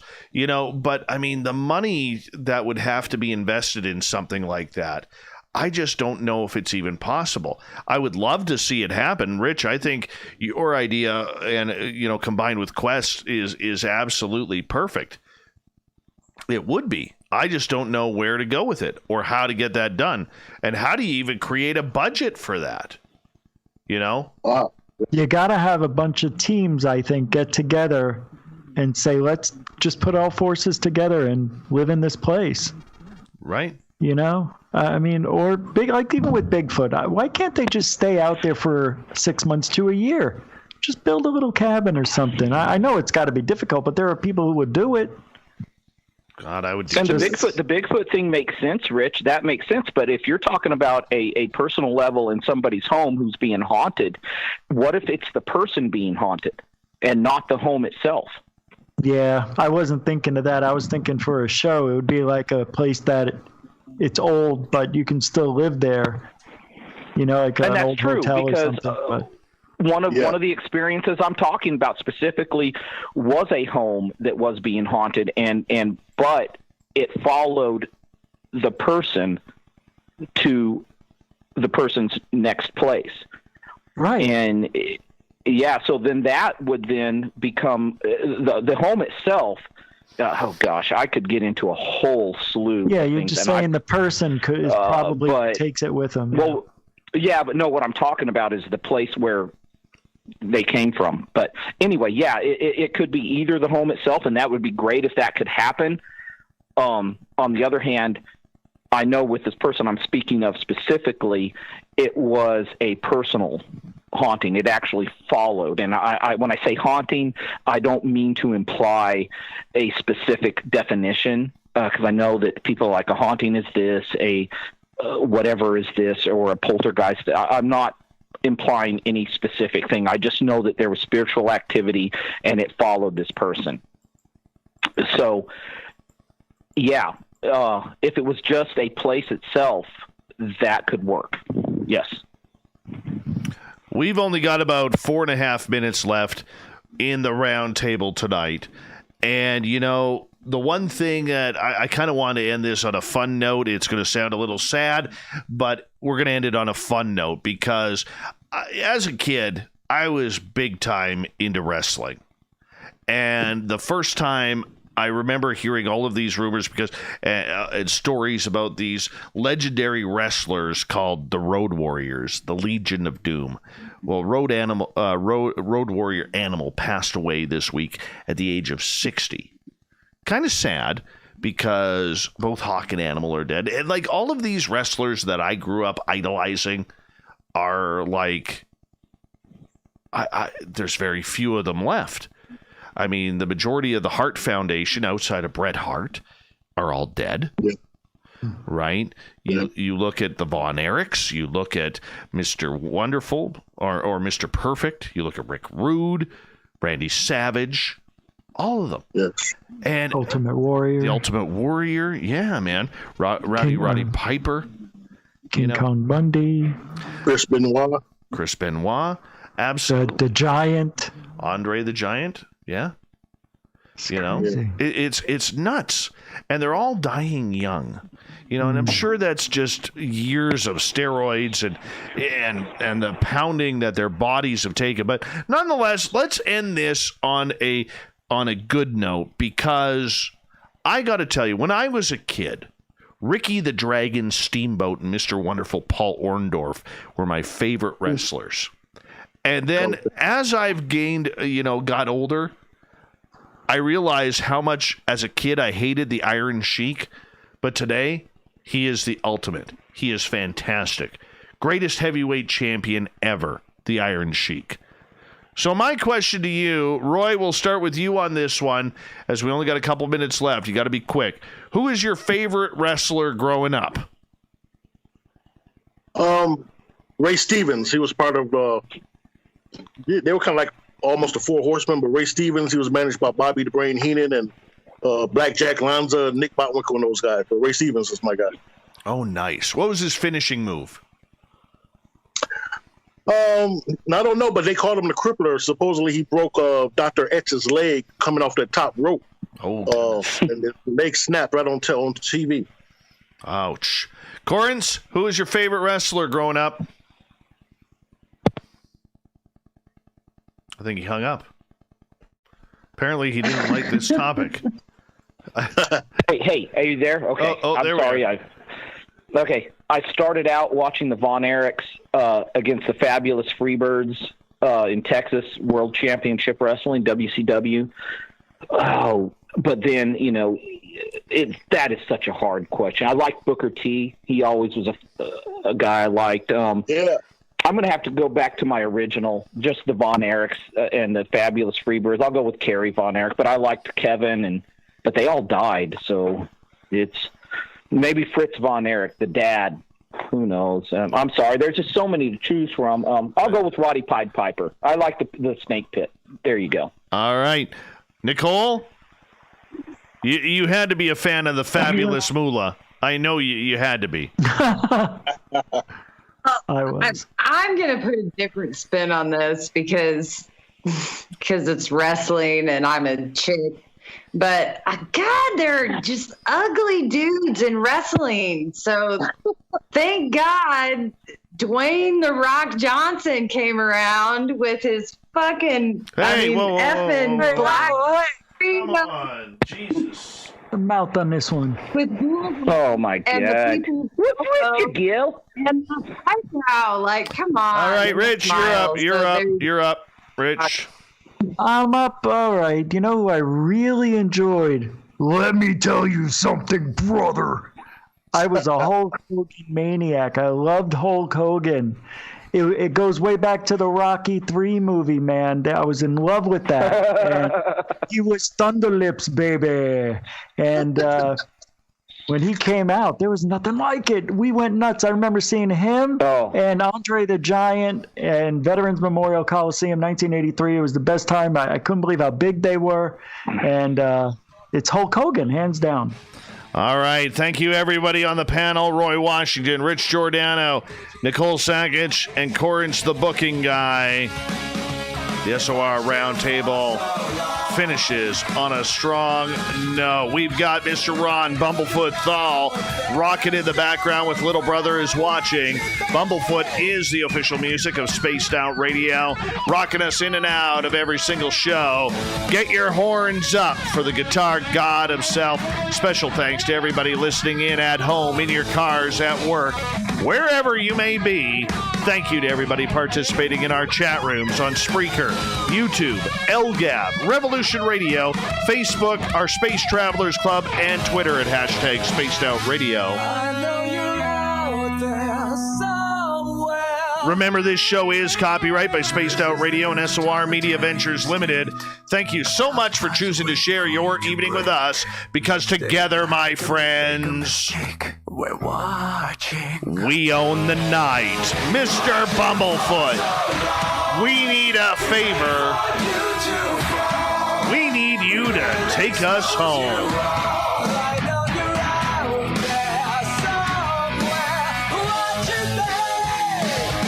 The Woo Train has docked for the night, but soon, my friends, we shall ride again. Your seats are always available. Your tickets never expire. And if you want to bring a friend, we got room for them too. Good night.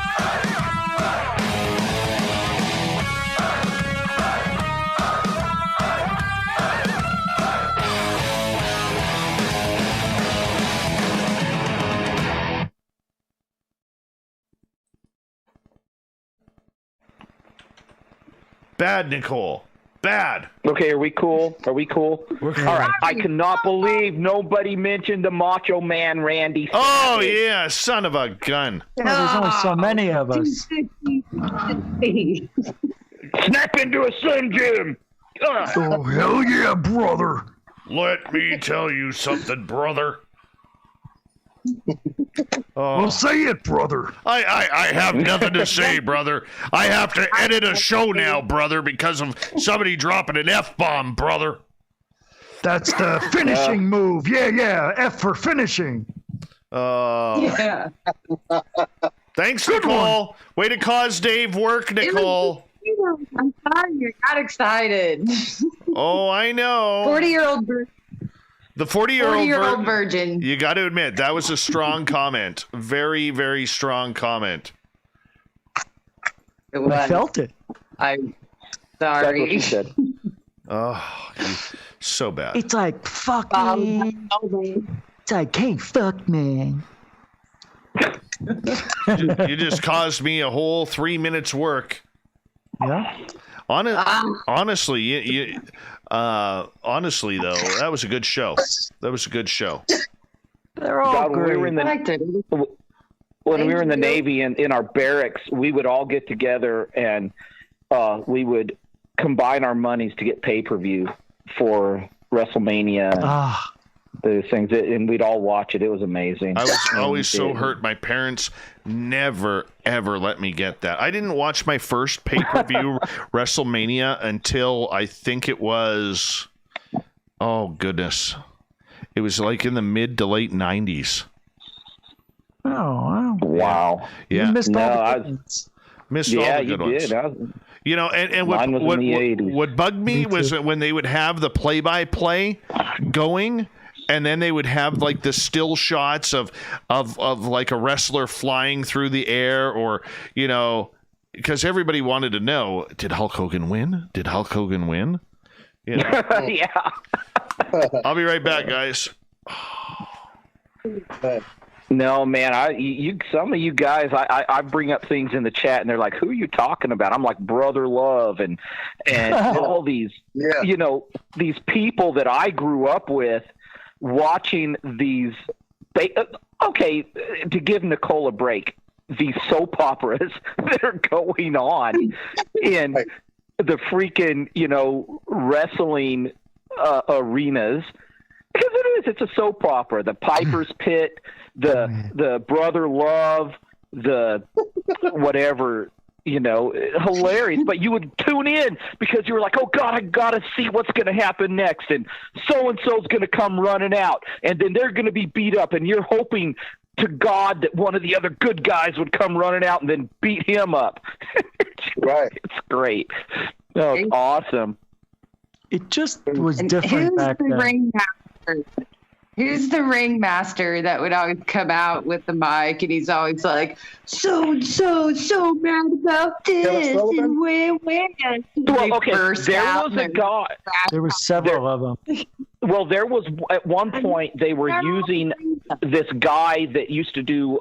He would actually do boxing matches. So he was well known, and his voice was well known. Jimmy Lennon. Rumble, that guy. No, I think they used Jimmy Lennon in the beginning, but they did have. Yeah, but they did use the other one you just said during pay-per-views. WrestleMania. Yeah, and it gave them it gave them validation. Right. So it's legit. Well, they sell out 90,000 there and all those pay-per-views. Man alive. Oh my God, yes. I can't wait to see stadiums filled again. No. Florida, man. Florida just got rid of all COVID restrictions. I'm moving to Florida. Wow. Yeah, nothing. It's gone. No masks. Everything's open, full capacity. Bam, I'm in Florida, buddy. And the weird thing is New York hasn't had a death or even another case. But they're not opening. They're not? Nope. I just saw it on the news tonight. The mayor is like, nope, not going to do it. We're going to wait until next year. What? Wow. You got me, man. He's out of his mind. So So as you said, Florida's open, or you're just wondering if they're going to open? No, they are. I saw it on the news tonight. They are completely open. All restrictions for COVID are lifted. All of them gone. They spiked, went down to almost nothing, and they're opening. Wow. I mean, we're doing here in Wisconsin too. So yeah, I'm ready to go to freaking Florida, and I hate the freaking humidity here where I'm at. Right. So yeah, but it's and then there are some states like Illinois just still won't even let their high school players play football. So I don't know. Yeah, we had our high schools played football tonight. No, so did mine. My daughter was doing her routine. I didn't get tickets though, so okay. But I had to do the show.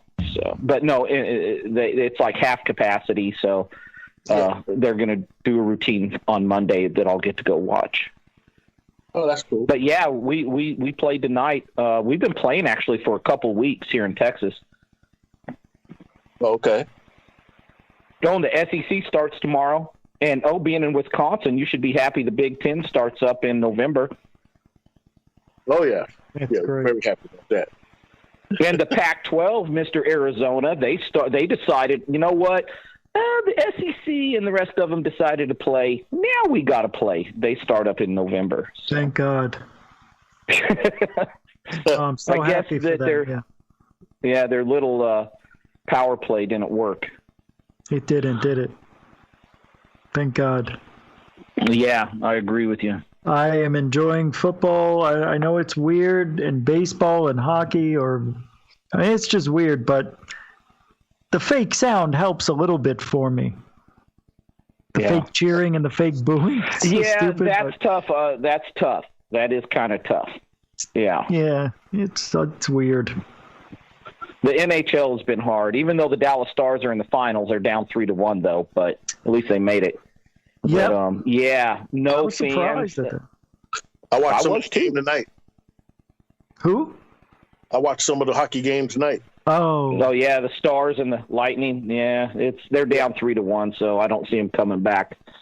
You're right. But hey, at least we're not Canada. We can't even get a cup up in Canada, right? Right, Dave? Ooh, he's not here. That was easy. Yeah. I'll let him know. Yeah, let him know. I'm down. We're Canadians. What do they mean hockey? Who are the Canadians? They don't play hockey. But they love hockey.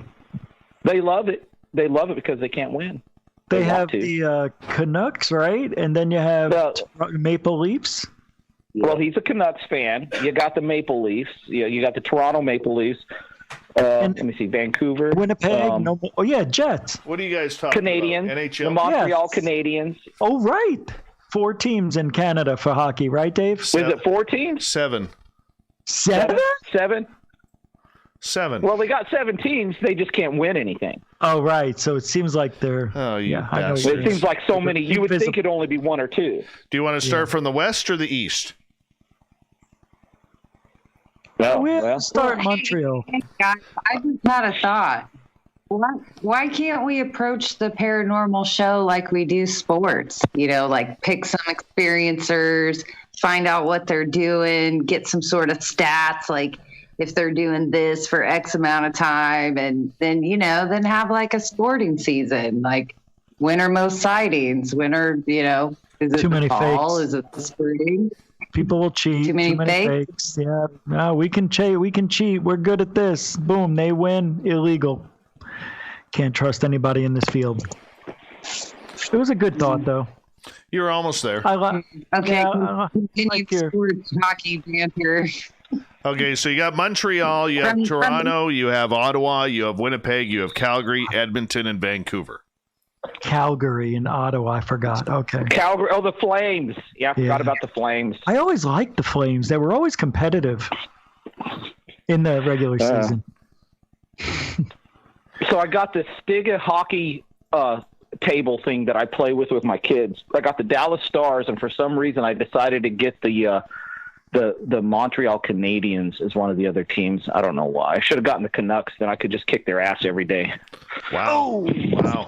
The Canucks were good when they had Yuri, or what was his name? I'm messing Pavel with Dave. Bure. Pavel Bure. Hold on. Hold on 1 second here. Oh, Remember, the super chat is open, everybody. Sorry, Who's Dave. That was a breathing? joke, man. I was just messing. he fell asleep. Did Roy fall asleep? Did Roy fall asleep? No, He did. Oh no! No. Shh. Don't say I'm right anything. here. Oh. Hello? That's only science, Bob. Hey, Roy, did you ever go to any old Milwaukee Admirals games? Probably one. Yeah. Well, I used to go to wrestling all the time. All the time. I remember watching Hulk Hogan wrestle Big John Studd for the World Championship in Vancouver. And of course, being in Vancouver, and at that time it was a non-title, Oh. because they never put the championships on the line in Vancouver. My proudest moment was when Tito Santana lost the Intercontinental Championship to the Macho Man, though. That's cool. Please step into it, brother. Oh, I had a crazy moment, Dave. I had a crazy moment. Was at the Milwaukee Arena, and King Kong Bundy. I think he and John Studd were going in a tag match against Andre the Giant, and I believe the Crusher. And all during the promo, Crusher was calling King Kong Bundy Ping Pong Bundy. So when we came to the arena, they gave all of us ping pongs. So when he's coming out, there's like 1,000 ping pongs flying his way. So after he gets, he endures that. I threw mine last. I'm a little kid. I threw mine last. I clocked him right upside the head. Nice. He turned and looked at me. Yeah, he turned and looked at me, and I got up underneath my dad. But that was a pretty big moment. I was a little scared though when he turned around and looked at me though. But then he went on to the ring. so Roddy Piper's friend that visited him was Ricky the Dragon Steamboat. Oh, Are okay. you sure? I thought it was Adrian. Oh, it is Adrian Barbeau. Yes. No, Adonis. Yeah. that's it. Yes, Adonis, thank yeah. you. Good job, man. Yeah. And then there was the unsolved murder of Dino Bravo, who got, when he was injured and stepped away from wrestling, he got involved with the mafia in Montreal and numerous other... Wow. Dude. Hold on. Yeah. Damn Canadian mafia, always apologizing. Apparently I right before they talked kill you. right through the music. Hold on 2 seconds, guys. When we come back, because there's other UFO... There we go, right there. Hey, you guys are. You know what we really need to do is we need to get a SOR thing where we all go to a WrestleMania together. That would be cool. Oh, that'd be great.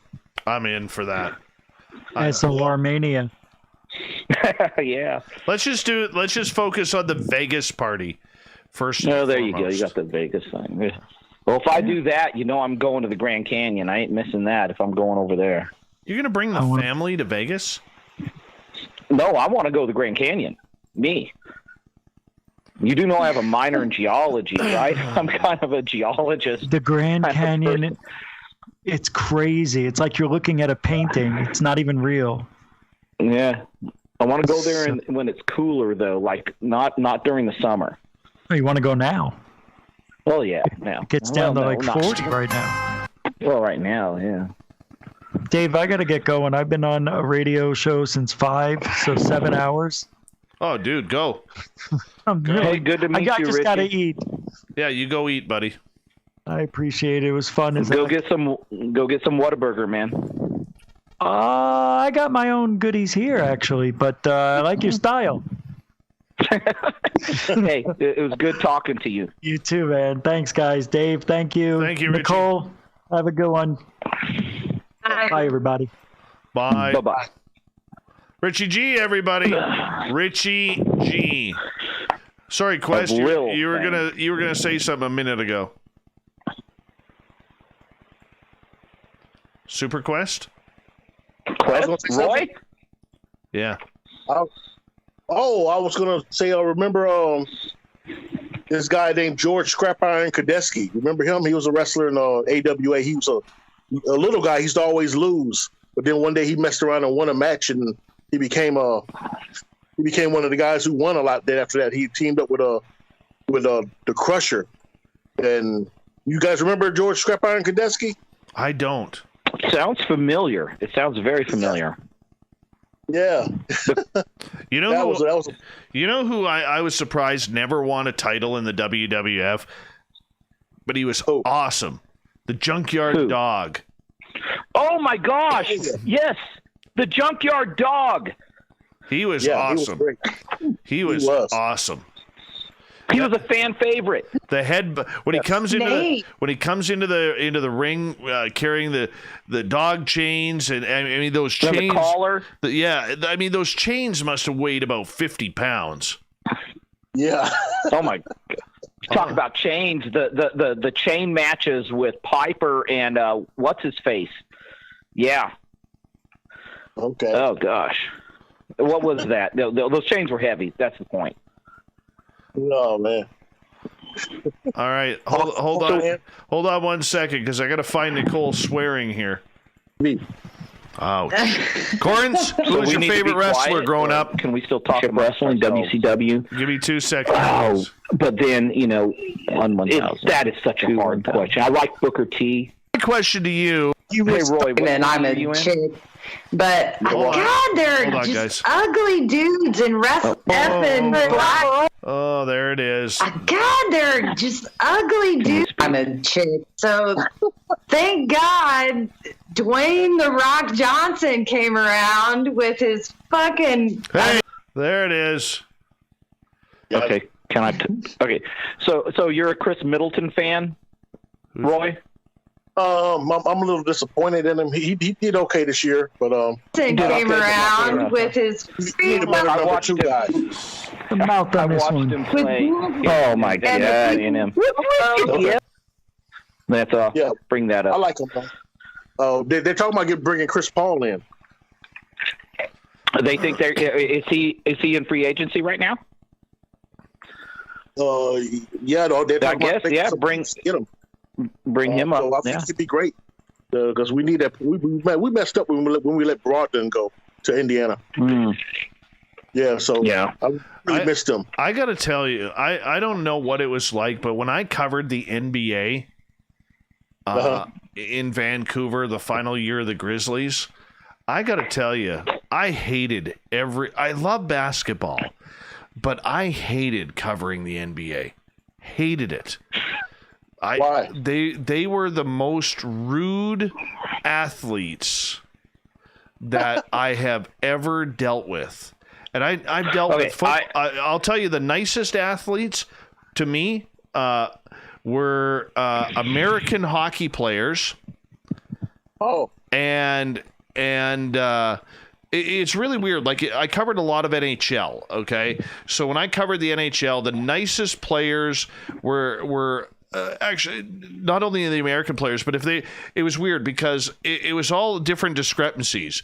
So for instance, the Russian players and the Czech players, they kind of had that Eastern European attitude. The Finnish players were just weird. The Swedish players were always very nice and cordial and polite. You didn't get a lot of other players at that point, not like you see today. And then if you go through Canada, the Maritimes players born in the Maritimes were fantastic. Quebec players were awesome unless they were goaltenders, and the goaltenders were just strange. Ontario hockey players all had an attitude. Manitoba, the Prairie provinces were fantastic people to deal with. And British Columbia hockey players were fantastic unless they were from the Lower Mainland, which is where Vancouver is. And then the American players, if they went to college hockey and did the college route, they were fantastic to deal with. Amazing to deal with. But if they went the Canadian junior route, they all had attitudes. All had attitudes. I just seen a great documentary on YouTube. I like the Big Country Reeves. He played for Vancouver, and he was there was a documentary about him. vilified here when they signed him to that $60 million contract. And then he the first couple of years he deserved it, and then when he signed that $60 million, I think it was a $66 million contract over 6 years or 7 years or something like that, it was like his kitchen turned into a fucking Burger King, and the guy could at 7 feet he couldn't even jump 2 inches, right? Right. Yeah. One of my favorite experiences, and this is going to seem odd considering who I'm about to tell you, is when I went to I used to live in Corpus Christi, and I'd go up to San Antonio to watch the Spurs play. And one day, one of the games, I went up, and as I was walking up, I was there with a date, and this guy comes out, and apparently his son was having a fit, and he goes, "You guys going to the game?" As we were walking past, and I said, "Yeah." He goes, "Here, take these," and he gives me these tickets, and I look at them, and I said, "Okay," and he says, "Just hand them to the people at the door." I said, "All right." So we go up there. I hand them to the people at the door. They take me down, and they say, "Oh, yes, sir. Yes, sir." They start getting real nice to me. They put me literally right under the basket. They seat me right under the basket. So I'm like, wow, this is great. Because, of course, I had seats way up. And this game, we're playing. We're sitting there watching, and the Spurs are playing. I was a Spurs fan back then. And this is, I kid you not, during the game, I'm watching this. And first of all, being down there, watching how huge these players are was just amazing to me. I'm watching the Admiral play, all these people. So we're sitting there playing. During the game, you are not going to believe who falls on us going up for a rebound. Just Rodman? Take a guess. Rodman. Exactly. falls on me, going, they're and they are freaking, oh my gosh, they go at each other. I got a whole new respect for what happens under the basket during this game, watching what they go through and what they deliver to each other. It's amazing. So he falls on me. Guy was so cool. He was so like, "Hey man, you okay?" I was like, I'm good. I'm good, buddy. And he's like, "All right." And he jumps back out there. Unbelievable. And he had that blondish or reddish hair, whatever he was doing at the time. He had some color that he had on his hair, but it was amazing experience. But I got a whole new respect for what the big guys, the rebounder type of players under the basket, what they go through during these games. Yeah, it's incredible, isn't it? Yeah, it was. It was an amazing experience, and I've never been that close again. But man, that guy, he just gave me those 2 tickets, and we were like, cool. And I was literally right there, the front row, right under the basket. I mean, just cool. to the left of it, not right behind it, but just to the left. And during one of the skirmishes for a rebound, he got pushed out, fell on me. Yeah, it was amazing experience. Anyway, just thought I'd share that. Wow, that's cool. You had Rodman sweat all over you. I had Rodman sweat all over my clothes. I have not washed them since. I have them up on the wall in a frame.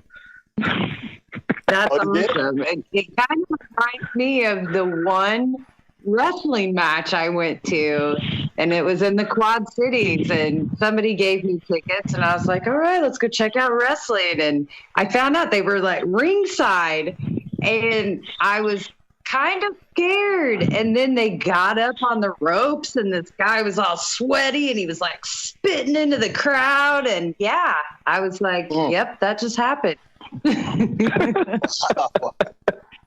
Oh, wrestling kind of gross when you're that close. Oh man, yeah. But that goes. Getting back to covering the NBA, like from a reporter's point of view, it was just after covering hockey for so long, having to cover the NBA, they were just the players were just, the ego difference was amazing to me, and I just was not used to that. Not used to it at all. It was hard. It made the job difficult.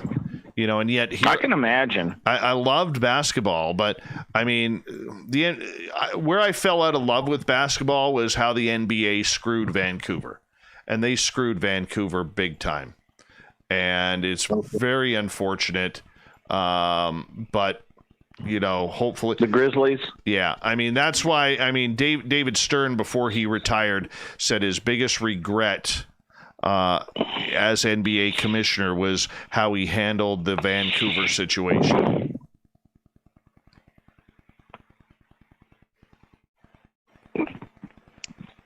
Hello? Oh, there you are. Yeah. Okay. Yeah, his biggest regret was how he handled the Vancouver situation. Did not like that, and he said he would have redone it. I mean, you got Michael Heisley, who still owns the Memphis Grizzlies, coming into Vancouver, big press conference after the NBA told the previous owner, who was part of the Walmart family, that he couldn't move the team out of Vancouver. Heisley comes in and says, no matter what, I'm keeping the team in Vancouver. Comes in, sings the national anthem to show how much he loves Vancouver and respects Vancouver and the NBA in Canada. And like a month later announces he's moving the team to Memphis. Wow. Yeah, it was brutal. And I have never forgotten that, and I've never forgiven the NBA. And the NBA, the Grizzlies made me a fan of the NBA, and it took and then it took it all away. And just it'll give you a bad taste in your mouth. Oh, huge. Yeah. And I never got to see Jordan play. I only got to go to a few games. But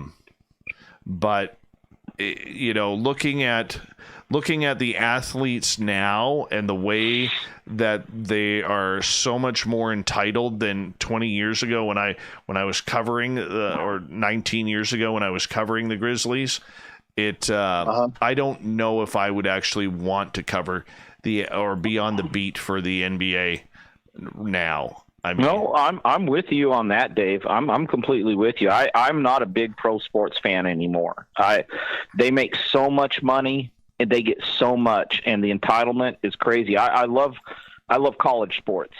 I follow the college game, basketball, whatever, baseball, football, all of it. That's why I was talking with Roy about the Big Ten coming in, getting their games going. But yeah, the entitlement, oh my gosh, the amount of money these kids make, or not kids, they're adults now, but these people make going in. Yeah, it's crazy. And it is. I agree with you. And I apologize. You may hear Hellboy. He's howling again. Are you sure that's not Pornhub? Yeah, could be. Oh. Remember, Craig Hodges was so cool. Remember Craig Hodges, the sharpshooter for the Chicago Bulls? Oh, yeah. Yeah. I mean, I remember seeing him at Summerfest, and he took my daughter to the side for about 30 minutes to 45 minutes and just giving her pointers on how to shoot. He was just so cool. That is awesome. Yeah. Yeah, because she played ball, so. That is really cool. Yeah. Yeah. But Dr. J broke my heart though, man. I loved him coming up. He always was my favorite guy. When I went into the military, I seen him in the airport. I think the Bucks had just put them out. But I think that's probably one during his latter years. Well, okay, now he played for the 76ers. And Dr. J, right? Yeah. Did he ever play anywhere else, or did he finish his career there? No, he finished in Philadelphia. Okay. Yeah. And I guess he was going to to the wing where his airplane was. He just walked past me. I said, "Hey, Doc, I'm a big fan." I didn't want to autograph or nothing. I just wanted to just holler at him. And he wouldn't even look me in the eye. He just said, "I'm going to my plane." And he walked right past me. Oh man, that sucks. And it kind of broke my heart, man. I was heartbroken over that for about a year or so because I adored him coming up, and Wow. Barkley and all those guys, Moses Malone, they're all walking, and I just just look at me and say, hey, how you doing or something, But how old were you at the time? I was probably about when I seen Dr. J. Yeah, I was probably about I think 20. I was in just joined the army and had come home for a minute, and I was about to go back out to my assigned post in Texas. So I was at the airport, and they were just leaving from the Bucks had just eliminated them, and they were just leaving from the game. No, he could have been in a bad mood. Yeah. Now I'm looking at it, I say, yeah, he probably was upset. Yeah. Well, gentlemen and lady, I am going to wrap things up here because I do have to work in the morning. So thank you so much for doing this, Corrence. I hope you had fun. I did. If you ever want me again, let me know. By the way, I met Rick Ocasek at the New York airport once. Him and I had a conversation. That was cool. I never see anybody famous at the airport. Ever. You guys are so lucky. Never, ever. Nicole, thank you so much for coming on. Appreciate it. I've edited out your F-bomb. Thank you. Damn it, Nicole. Sorry, Dave, and thank you for having me on. Corrence, it was a great first time on air. It was wonderful. You were brilliant.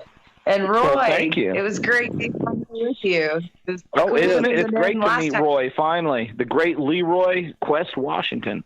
Absolutely. Yes. Super Quest, you were amazing as usual, and we'll get you back on next month, buddy.